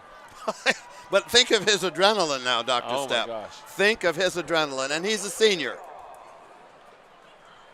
There's Daniel's kickoff. That is a nice one. Right, and wow. fumbled into the end zone. JHS brings it out, and he's going to be tackled inside the 10-yard line.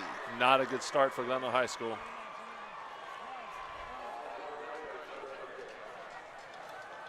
Mr. Leclerc, does Daniel play volleyball? I mean, not volleyball.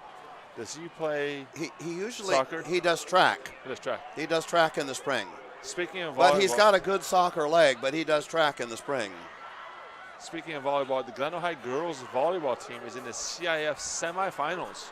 That's terrific for them. Great. If they win, they possibly play Moore Park High School in the CIF finals. Congratulations to... Here's Kyle Robertson with his... Not much forward progress, maybe to the 11 or the 12.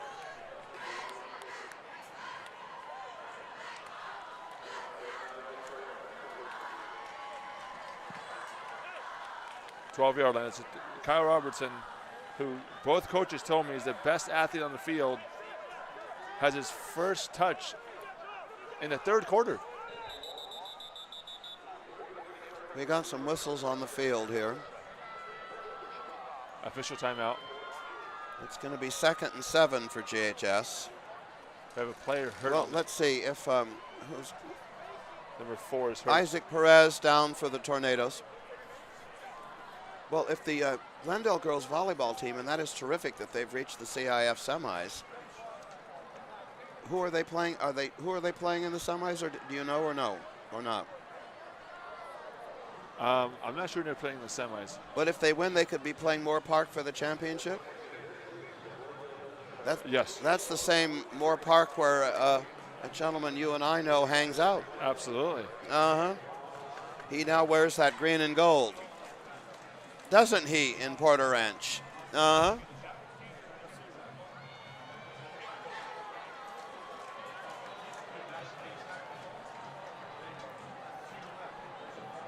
I hope Isaac's okay.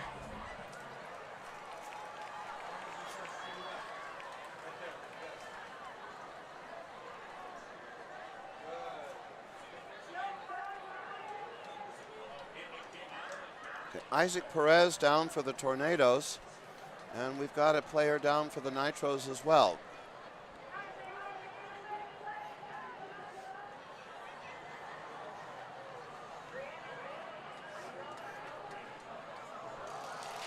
Isaac Perez back on his feet for Hoover. Or maybe nobody was down for the Nitros. They were just taking a knee while Isaac was. Isaac walking off under his own power without any limp there. Looks like it was just a cramp. Okay, we'll get back to the game. 2nd and 7 for GHS from its own 12-yard line.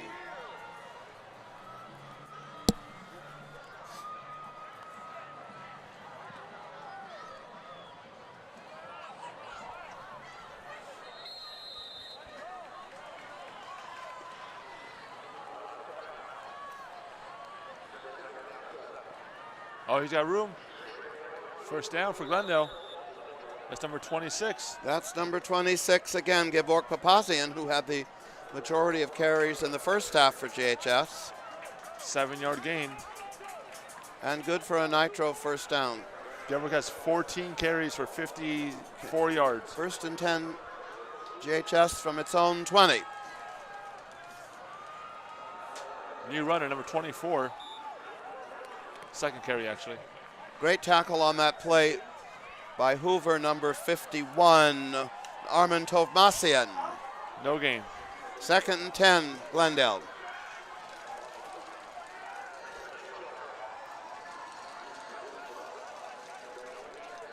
Just in case you're wondering, Mr. Leclerc, the last time that Glendale High was held scoreless for an entire game, 19 against Hoover.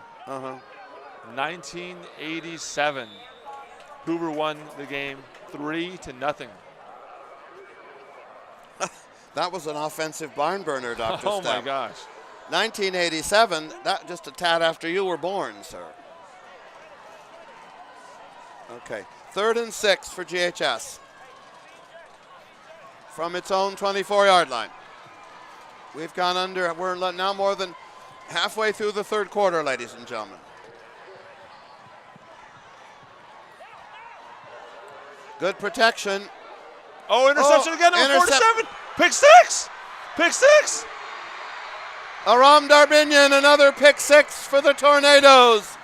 Aram takes that one into the end zone. Why is the clock running?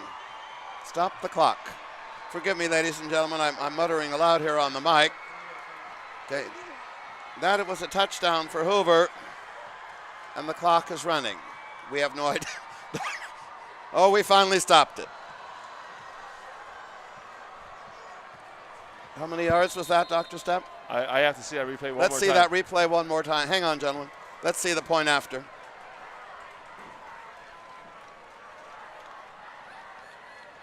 Daniel Bainham on that extra point, and it is good.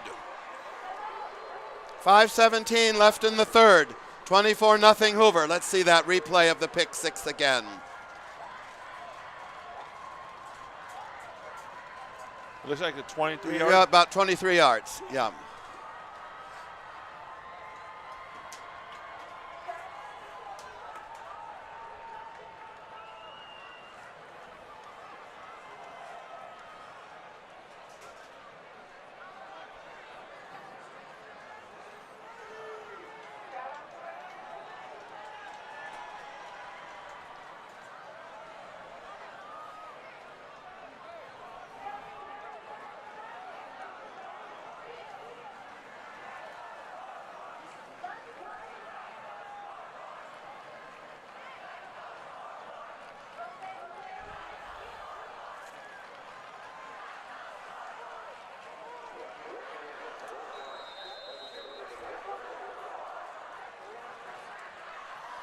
Okay, the ever-present Daniel Bainham kicking off from the 40.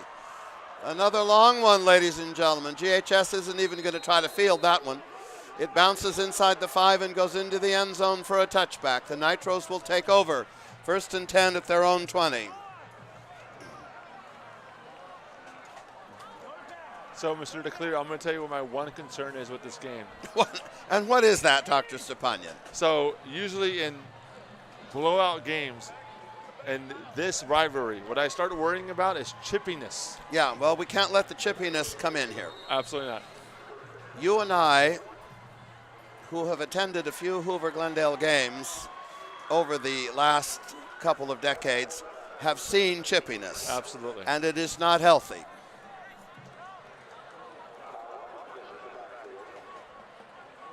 Oh, that was number 9, Kyle Robertson.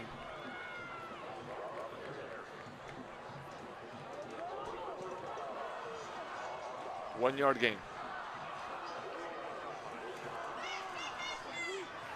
2nd and 9 for the Nitros at their own 21. We've gone under 5 minutes left in the third quarter, ladies and gentlemen. Brady Aldretti at quarterback for JHS. The pitch back to number 9. The Hoover defense was ready. Number 4, Isaac Perez, back in the game.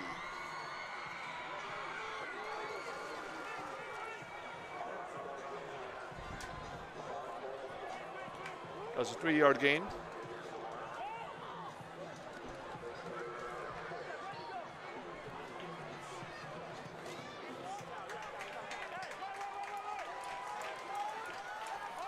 Big play here for the Nitros. 3rd and 6 at their own 24.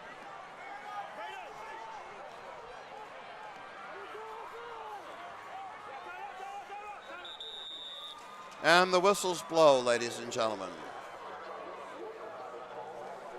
It appears Glendale has called timeout. We'll wait for the scoreboard to tell us. Yes, Glendale has called timeout. I've got my bearings straight now. When I'm looking at home, now I know it's GHS and not Hoover.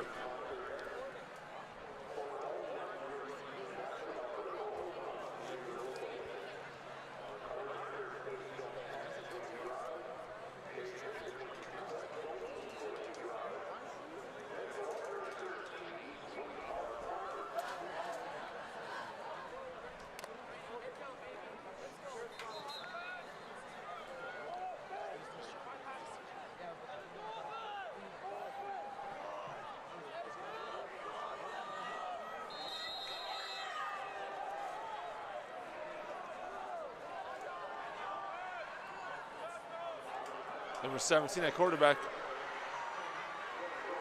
And we got a sack in the backfield. That sack by number 50. What a terrific game, right? Armentov Masian has had for the Tornadoes. That'll bring up 4th and long for the Dynamiters. We're back at the 15. That's 4th and 15. The original line of scrimmage was the 20. Javon Lyman back deep to receive this punt for the Tornadoes. Number 14, Patrick Caceres, into punt for GHS.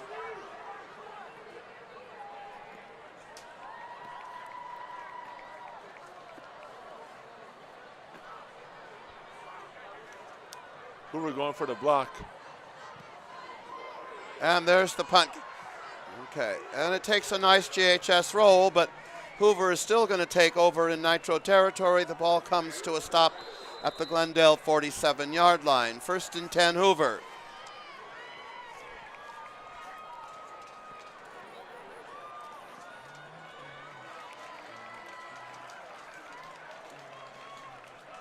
Hoover 14 minutes away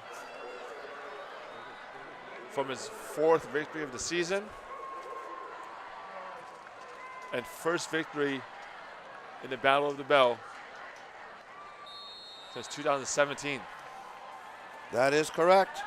Even though we had those 3 years, 2018, 2019, 2020, when this ancient rivalry, which began in 1930, wasn't played.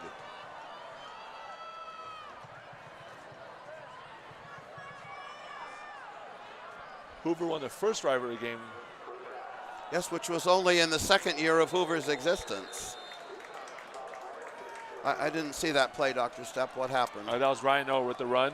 For not much. Well, no. He actually lost 2 yards. 2nd and 12 for the Tornadoes at the GHS 49. So the good thing about Hoover, I wonder when coach starts thinking about this.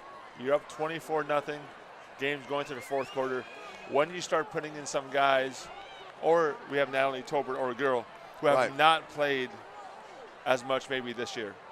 When do you give them a chance to Well, be on the I'm field? going to getaways into the fourth quarter. We still have a 3-score game, right? Even though we're coming down to 2 minutes left in the third. Ryan O. And again, no blocking there by the Hoover offensive line. The Dynamiters totally ready.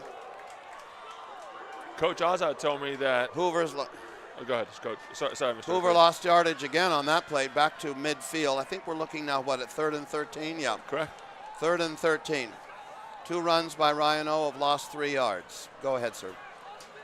Coach Azad told me that the O-line and D-line is the strength of the team because there are so many seniors on that line. But the last 2 runs really haven't shown it. No, they haven't. Now, if you're Hoover, even though this is a passing down, and I would pass, you don't want to do something silly here because you've got this very comfortable lead. Don't let the Nitros have a look. Oh, blitz. That was a corner blitz, and that could have been ugly. Oh. Uh-oh. And there's the chippiness, Dr. Stepp, that you talked about. And I'll be honest, there was some extracurricular there by the Nitros, who have to be frustrated at this point as we're in the third quarter's final minute, and they're down 24-0. He could have been hit hard on that. Good job escaping that.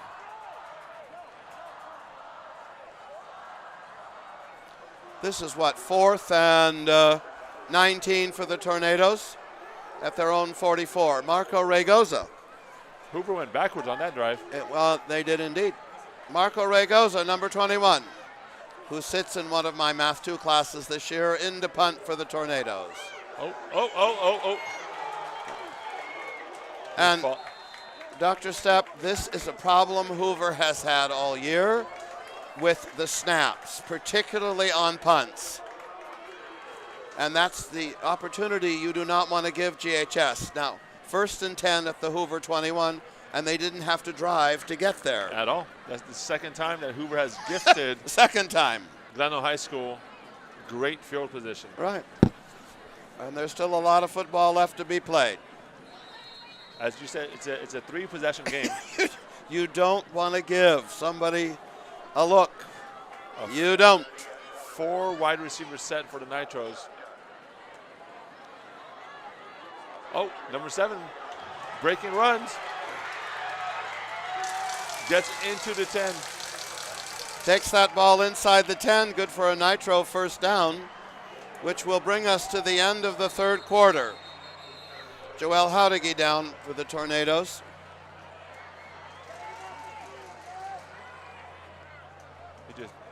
I think he's cramping because he threw his hands up. I hope he's okay.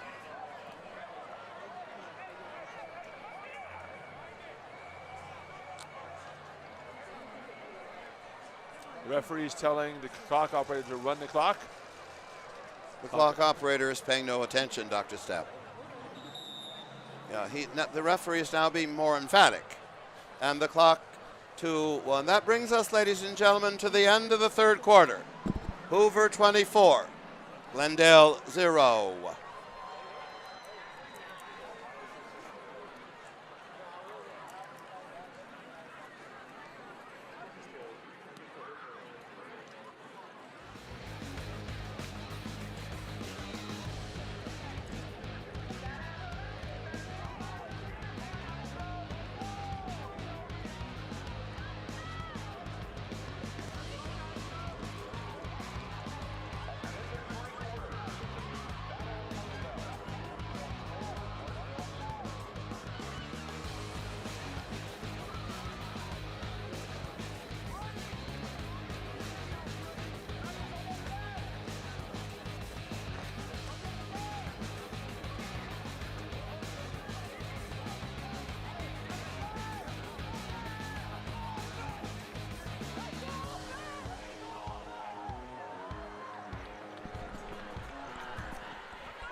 Here we go, ladies and gentlemen. Start of the fourth quarter.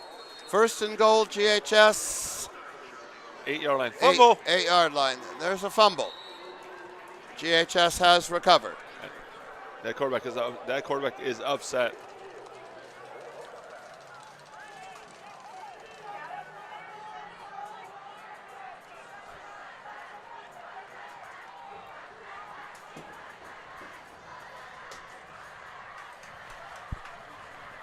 Guess I'll sit down. Second and goal for GHS from the 8-yard line. Run by number 7. Handoff to number 7. He's down to about the 1 or the 2. Number 7 is Alfred Intriago. He's down to the, where are they going to spot the ball? Third and goal for GHS. At the 2-yard line, 6-yard gain. At the 2-yard line.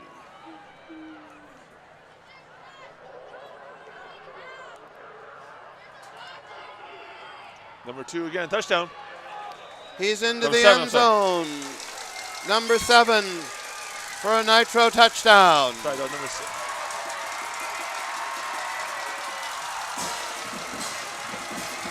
And there's an injured Tornado on the field.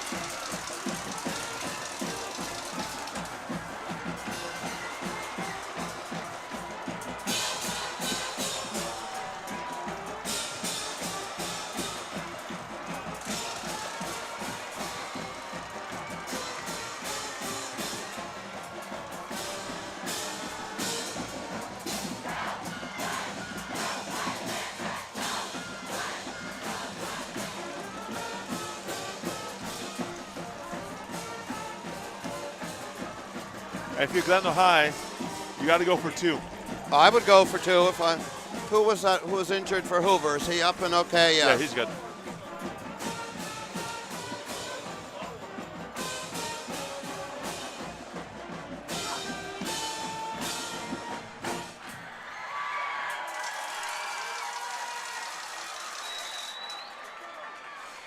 Now, we talked about onside kicks. Is it too early for an onside kick? I don't know. The Nitros are going to go for 2, as I certainly would, when you're down 18 points.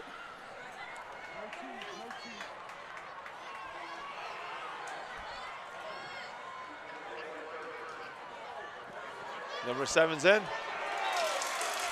Alfred Intriago into the end zone. Hoover had him tackled a couple of times, and he slipped out. Two possession game. 24-8 is the score.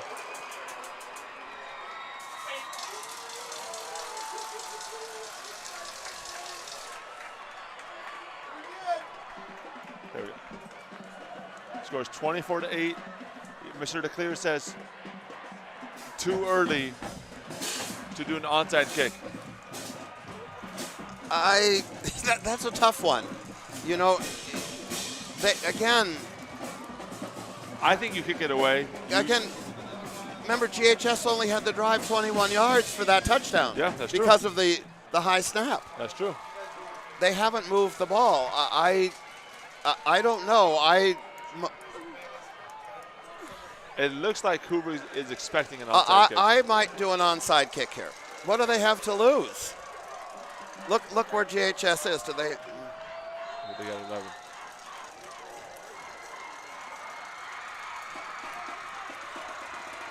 Onside. Oh, recovered by Hoover. An onside kick recovered by number 54 for the Tornadoes. Right, Garan Donateris. Hoover will take over. 1st and 10 at midfield. I don't know if I agree with that onside kick because Hoover hasn't necessarily been moving the ball too much. Remember, Hoover has 24 points. Half of those have come by interception returns. You're absolutely right.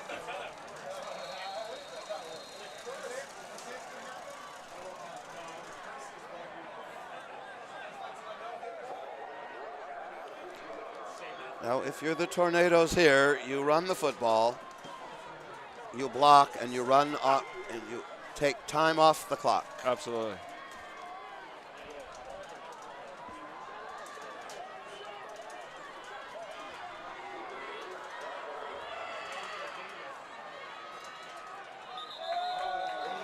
You don't do that. Here come the Hoover penalties.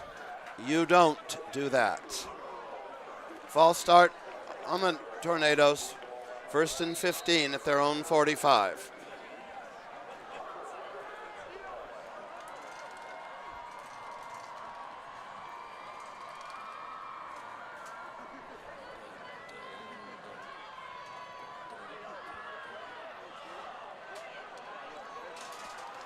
Ethan Davis at quarterback, Javon Lyman in the backfield. Yeah, I remember the last time Hoover had the ball, they went backwards a lot. This time they're not going backwards. Okay. And about it. Is there a penalty? Oh, I think there's a holding penalty.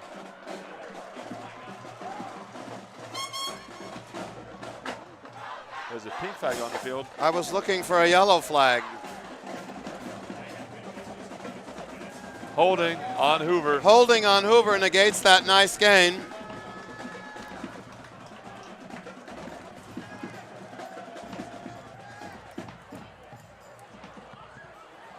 That's pretty. The flag is pink because of breast cancer awareness. And are the other flags yellow, or we only have one pink one? Okay. And of course, holding is assessed from the point of infraction. So that becomes first, and there was no reason for the hold because it was after he had made the gain. 1st and 16. So it's remember it was 1st and 15. So Hoover only loses 1 yard on the penalty, but yet they lost a 13-yard gain. Correct. On unnecessary holding.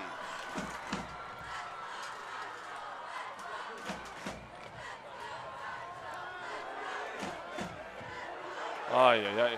Now, Mr. Leclerc, as Ethan Davis is sacked.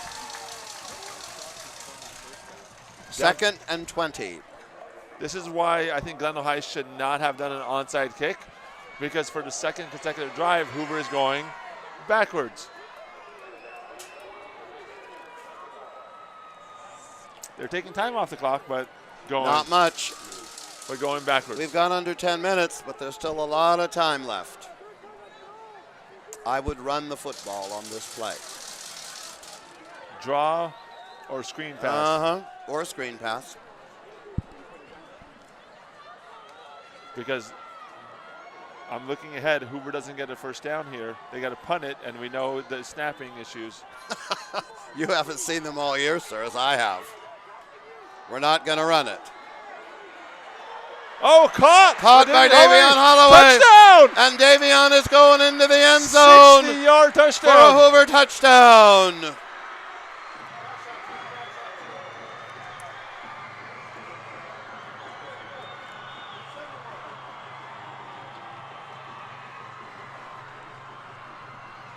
Mr. Davion Holloway, who survived my Math 2 class last year. Beautiful throw by Ethan. Davion had the defender beaten and takes that ball into the end zone. That was easy. Second touchdown pass for Ethan Davis. Ethan is 8 of 12 for 154 Daniel yards. Bainham in for the extra point. And that ball is up and that kick is good. Ethan Davis is 8 of 12 for 154 yards. 90 of those yards have come on 2 touchdown passes. A 30-yard touchdown pass in the first quarter. Now a 60-yard touchdown pass in this fourth quarter.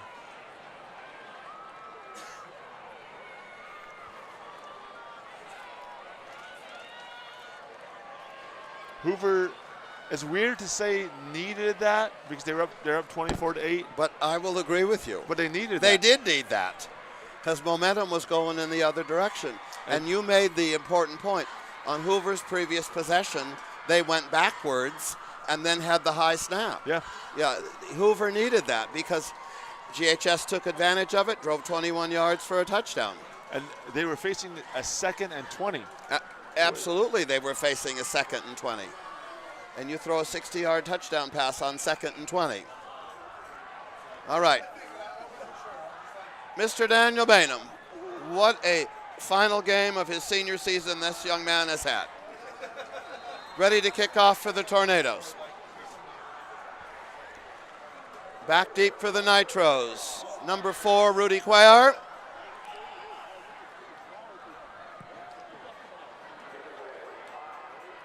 And that kick, somebody's got to field it. It's a live ball.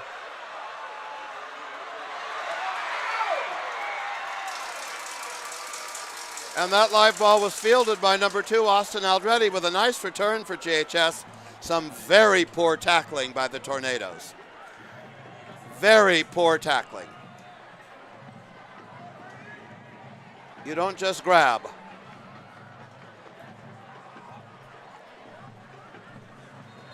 Ball's on the 40-yard line. 1st and 10 GHS at its own 40. 9 minutes left in the game.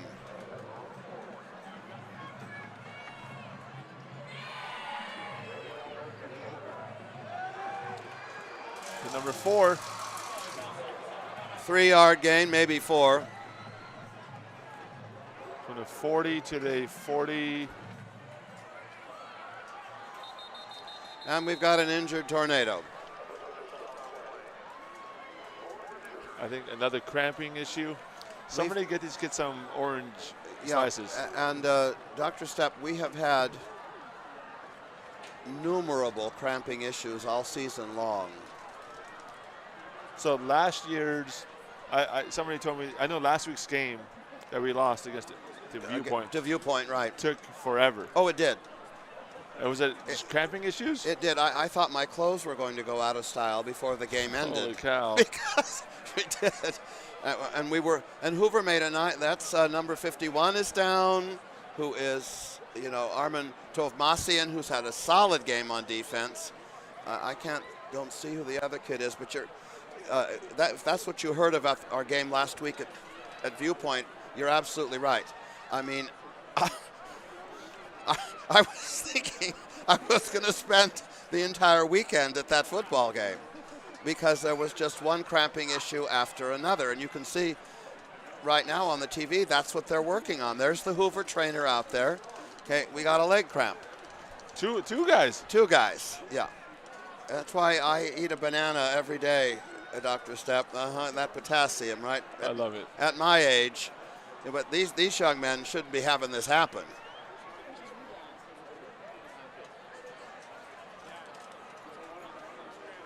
Come on, gentlemen.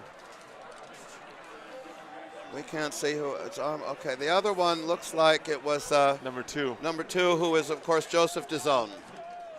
Joseph is up. I think his cramp is okay. We're still working on Armin. Let's see if we can get number 51 up.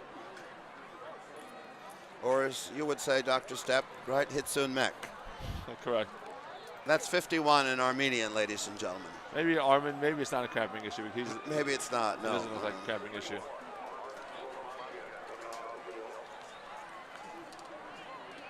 Although he is getting some help off the field, a little bit limping there. Yeah, we'll see. Okay.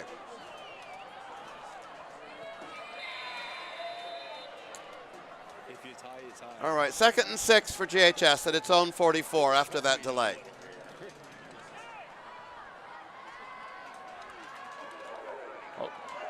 The Nitros really have no option here but to pass. That one is good for at most a 2-yard gain. To number 4 again. To number 4, Rudy Cuellar. 3rd and 4 for the Nitros. Are we going to cut? Yeah, 3rd and 4 at their own 46.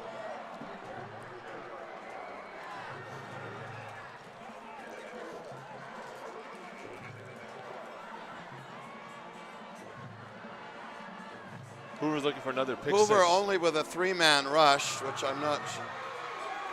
That pass is good for a Nitro first down. Again complete to number 4, Rudy Cuellar. 9-yard gain. We go under 8 minutes left in the game. The Nitros take the ball into Hoover territory at the Tornado 45. Under 8 minutes to go.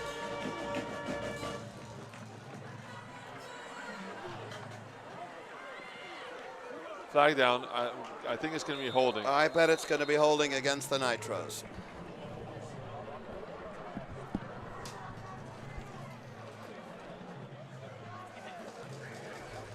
Holding against the Nitros. Dr. Stepp was correct. That's a holding call against GHS. That'll move it back 10 yards from the point of infraction. This time at least we've got a yellow penalty flag on the field so that we can recognize that.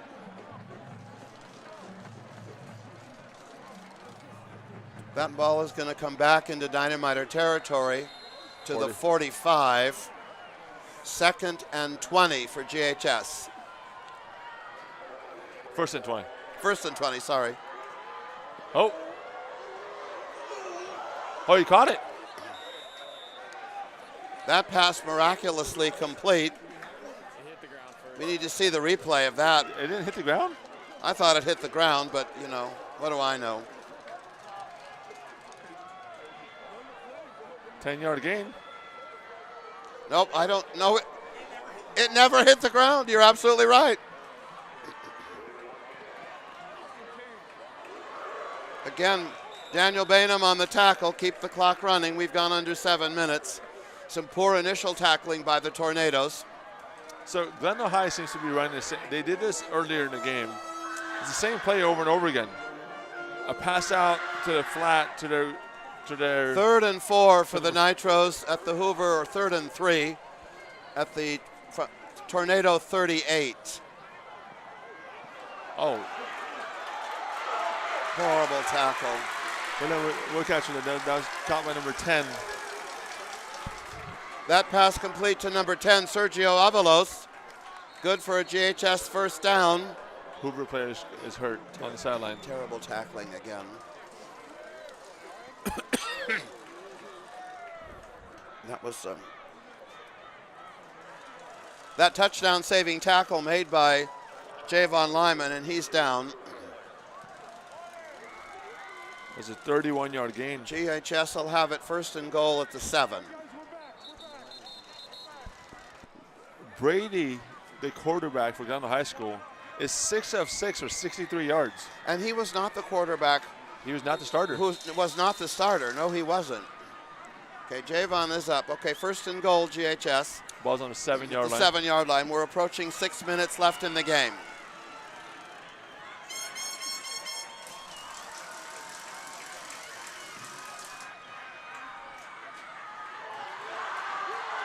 That's number 12. He's short. That pass complete to number 2, Austin Aldretti. We're under 6 minutes left in the game. 2nd and goal, GHS at the 1. That pass into the end zone to number 2. Touchdown, GHS.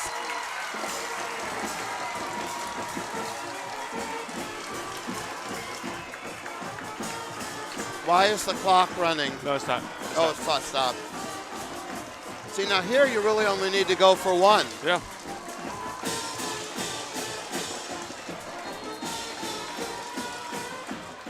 They're going for 2. I don't understand this at all, because if they don't get it, they're 3 scores behind. And they don't get it. Great tackle by number 12, Daniel Bainham. A foolish, in my opinion, 2-point conversion attempt for the Nitros. If they'd kicked it, they still would have been 2 scores behind. Yeah. And now they're 3 scores behind. Great tackle by Daniel Bainham on that play.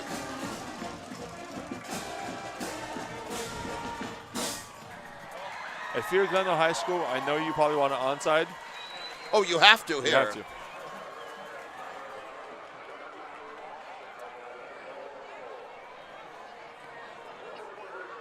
Hoover, the last couple of times you've had the ball, you've tried to pass it. Run the ball.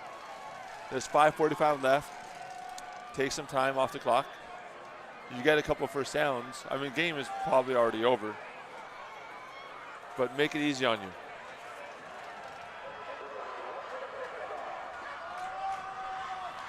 GHS kicking off from its own 40. You know they're trying an onside. They're down 3 scores.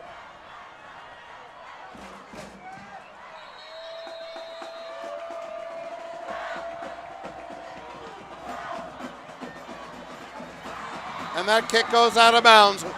Hoover's ball.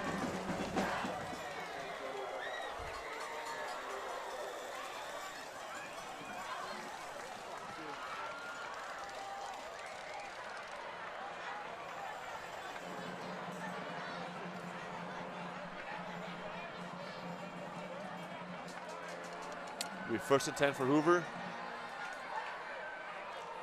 On the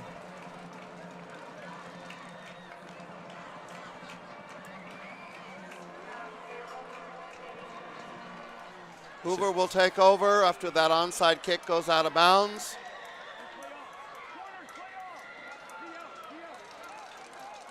It should be Hoover ball where it went out of bounds, absolutely. Ball on the 41 yard. First and 10 Hoover at its own 41. Hoover, don't get cute. Run the ball.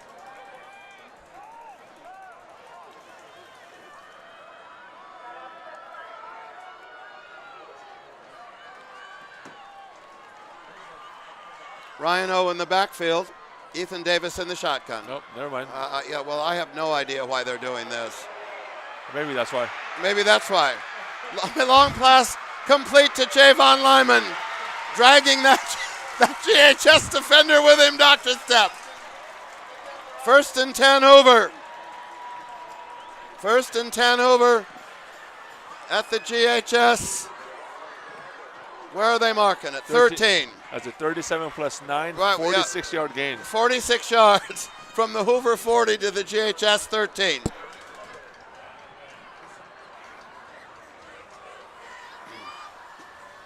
That puts Ethan Davis at 200 yards passing. That would be 37, and yeah. That's 40. 47-yard gain. That's exactly 200 yards passing.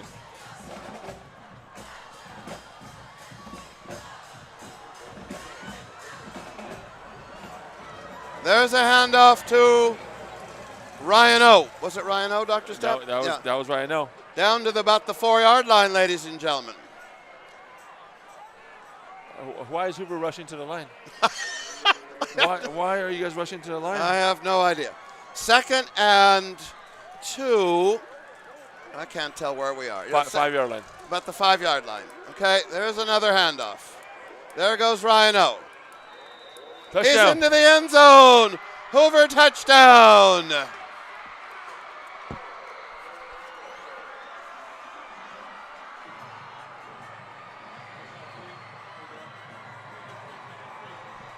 That was quick. That was super quick. Hoover acted like they were trailing in the game. Mr. Daniel Bainham in to try one more extra point. Ryan O, 18 carries for 84 yards, his first score of the game. And that ball is up and good. 4:17 to go. Hoover 38, GHS 14. Let's see, that pass was the 13, 47 yards.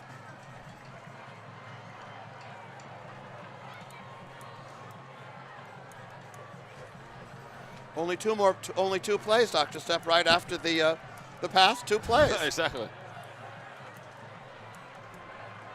They scored within 2 minutes. I guess Hoover's thinking, hey, let's score. You know who got in that game? Got in on that play was Natalie Tolbert. Good for Natalie.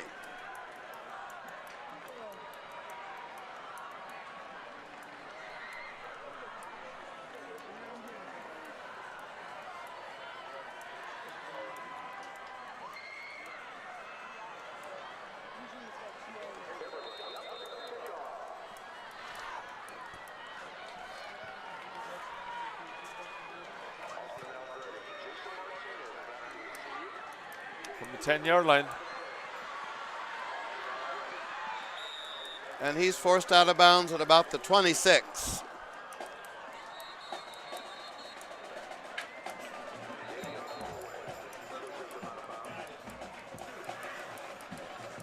I thought there was going to be another Hoover player cramping on the floor. I was like, come on, guys. Dr. Stepp, we've seen enough of that. No. Come on, guys. I don't need another one. I think his teammates picked him up and we're like, let's go. Come. Let's move. Although I do see a penalty flag on the field. It's yellow. Personal foul. On the Nitros. On Nitros, wow. Little frustration setting in here.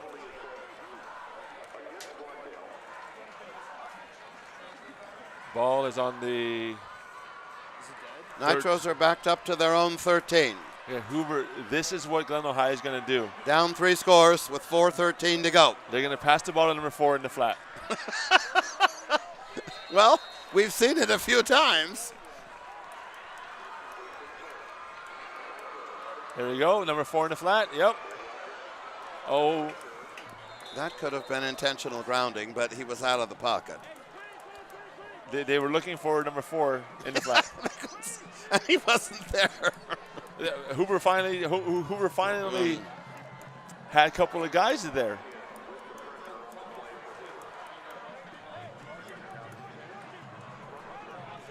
Second and 10 for Glendale from their own 13.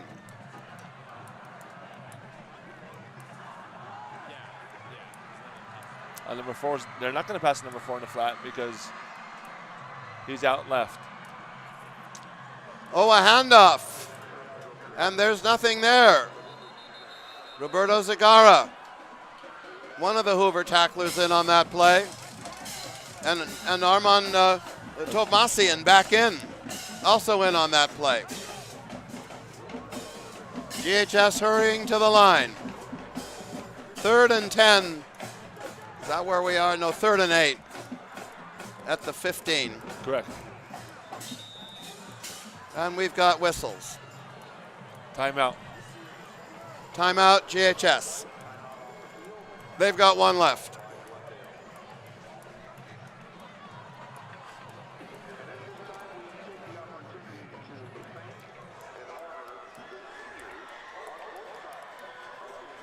It's cold, so the reason I asked that question, Gatorade shower for Coach Azad?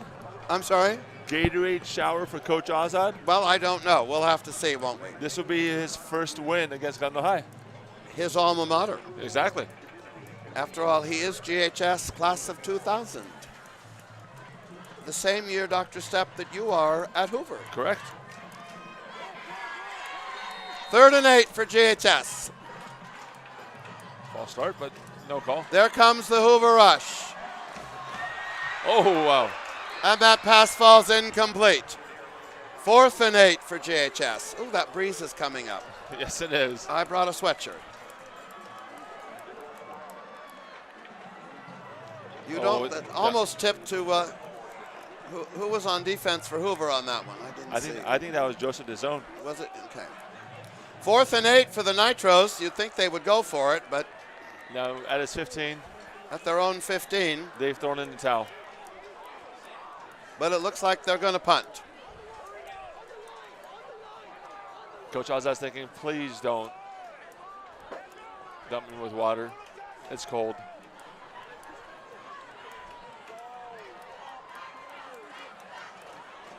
Oh, a fake punt. That's not going to work. And Jonathan Manukian in and tackles the punter. Hoover will take over on downs.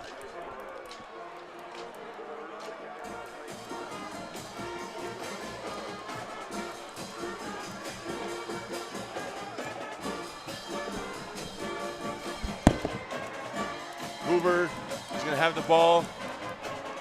1st and 10 on Glendale High's 10-yard line. 1st and goal. Sorry.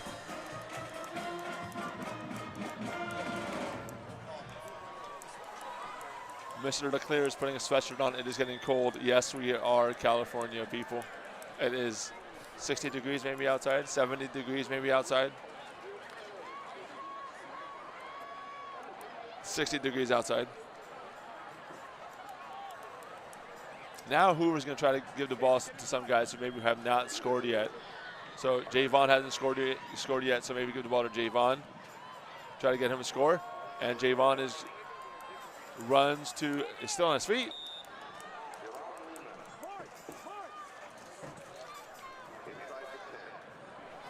Javon has not scored. Javon gets a 4-yard run. Okay, I'm back. Let's see, about a 4-yard gain on that play? Yes, sir. We're down to 3 minutes to go here, ladies and gentlemen. 2nd and goal for Hoover at the 7. Hand off to Joseph DeZone coming up. Maybe try to get him a score. He's a senior. Yep. And a handoff to Joseph, and he goes up the middle into the end zone for a Hoover touchdown. Well, Coach,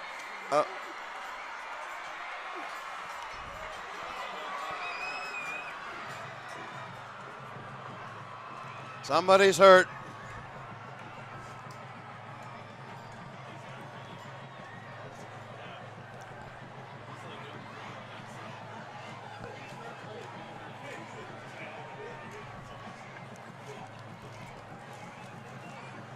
Who's down over there? You know it's another cramp.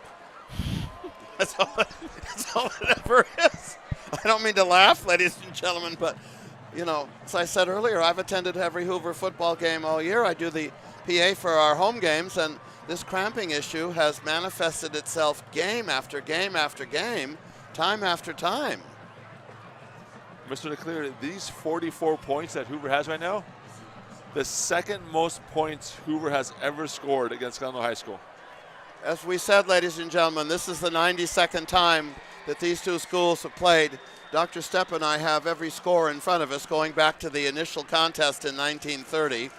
Who's coming off the field for Hoover? Is that Davian Holloway. Davian Holloway, okay. Mr. Daniel Bainham in to try one more extra point on the sixth Hoover touchdown. Now, most points Hoover ever scored, 2016, they scored 49. And that one is blocked. That's number 8 trying that kick. Okay. Oh, he was the holder. Number 8 is the holder. Okay, I'm sorry. That kick is blocked. So the score remains with 2.5 minutes to go, 44-14. I remember well, Dr. Stepp, what was you said? That score was in 2016? 2016, 49-12. Yeah, I remember that game well. Who do we have back then? I'm trying to think. 2016. Unless Hoover gets a pick 6, I don't think Hoover's going to hit 50. Next time Hoover has the ball, take a knee. Yeah.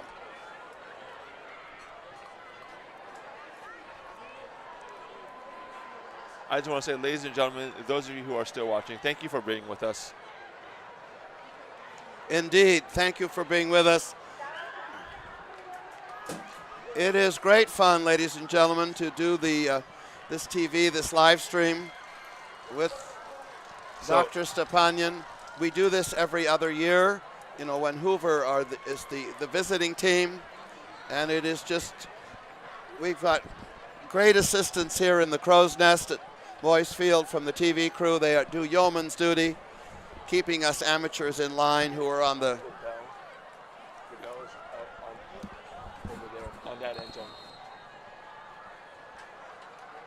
The victory bell. There's the bell. The victory bell is behind the north end zone, ladies and gentlemen. It is currently painted red because GHS has won the last 2 years. In a few minutes, that bell is going to be rolled over to the Hoover side, and this coming week, it's going to be painted purple. Absolutely. Hoover is going to be excited to do that. That kickoff fielded by number 2 for GHS. Austin Aldretti tackled. Let's keep the extracurricular activities to a minimum here, gentlemen. Absolutely.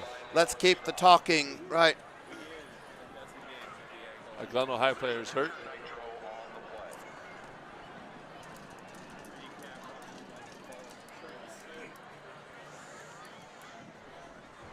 Cramping, I hope. I hope that's all it is. I don't know, guys. I think we got to break out the black magic. It's a cramping issue. Well, Hoover's turned it over to GHS. Are there cramping issues? It's contagious. Hopefully they ring the bell better than Phillies did.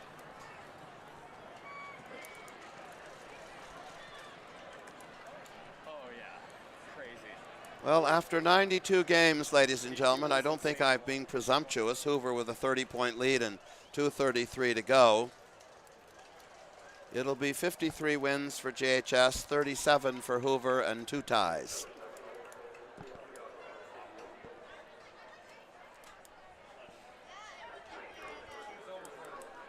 And again, after Hoover suspended its football program for a couple of years, right, yes. This is just our, our 3rd year back, right? A victory that Hoover will cherish. Going deep. That pass intended for number 9, Kyle Robertson. Oh, look at that bell. There, ladies and gentlemen, Look at that is the bell. The trophy that these two schools have long played for. And you can see it painted right now in nitro red. That's because GHS is the current holder of the bell, having won the last 2 seasons. In 2 more minutes, Glendale High will no longer hold the bell, and the Hoover football team will come over and take it. That was an incomplete pass, but refs still ran the clock. Jonathan Manukian still playing hard for Hoover in on that initial tackle.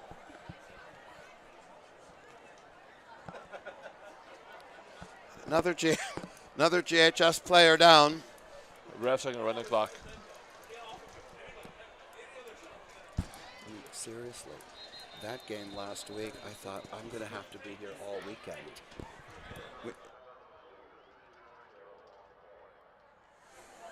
The clock is running. I think that's the trainer, Kerry Smith, saying, "Get up, get up." That's the Hoover trainer that was. No, that's the Hoover. They're dragging him off the field. Holy cow! They're dragging him off the field. 1:28 to go. 44-14 Hoover. Kerry Smith is ready to go home. Kerry Smith, like, okay, get up, come on. 1:28 left. I know.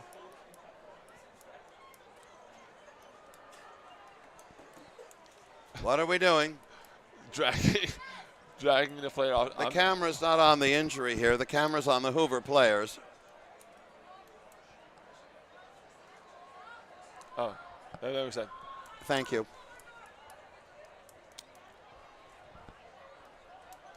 Kerry Smith is dragging him off the field. I've never. Now the Glendale High football players are dragging their teammate. This off poor kid. Holy cow! They're not dragging him. They're carrying him. No, they're dragging him. Well, they were carrying him. Now we're working on that cramp on his leg. Okay, we're going to drag him now. This needs to be filmed for posterity. Oh my gosh! This young man can tell his kids about this one. It's like, come on. Oh my gosh. We're laughing because one of the players are trying to carry someone off the field. I've been watching football games for a heck of many decades, ladies and gentlemen. I've never seen anything like this. Ref was running the clock saying, let's go home, everybody. Let's go home. Nope. And it is a cramp, Dr. Stepp. It is. It's a leg cramp. Yeah.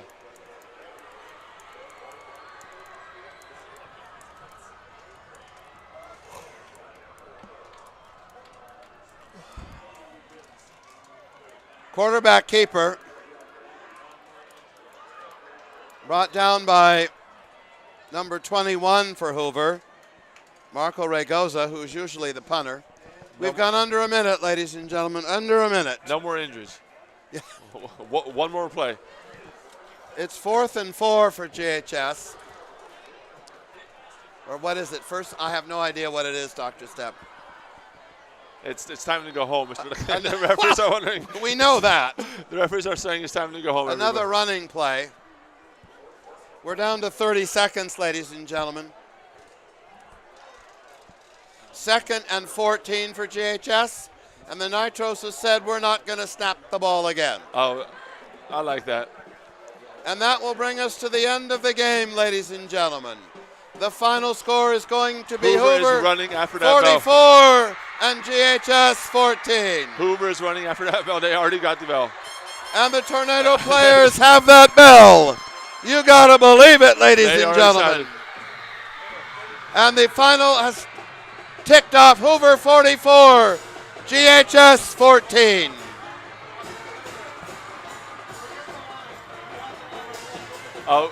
Hoover's ringing that bell.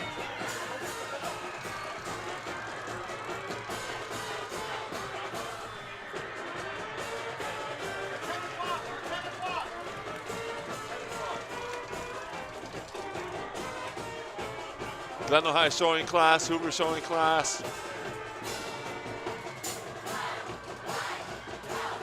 Hoover football coaches making sure that guys get back in that line to shake hands.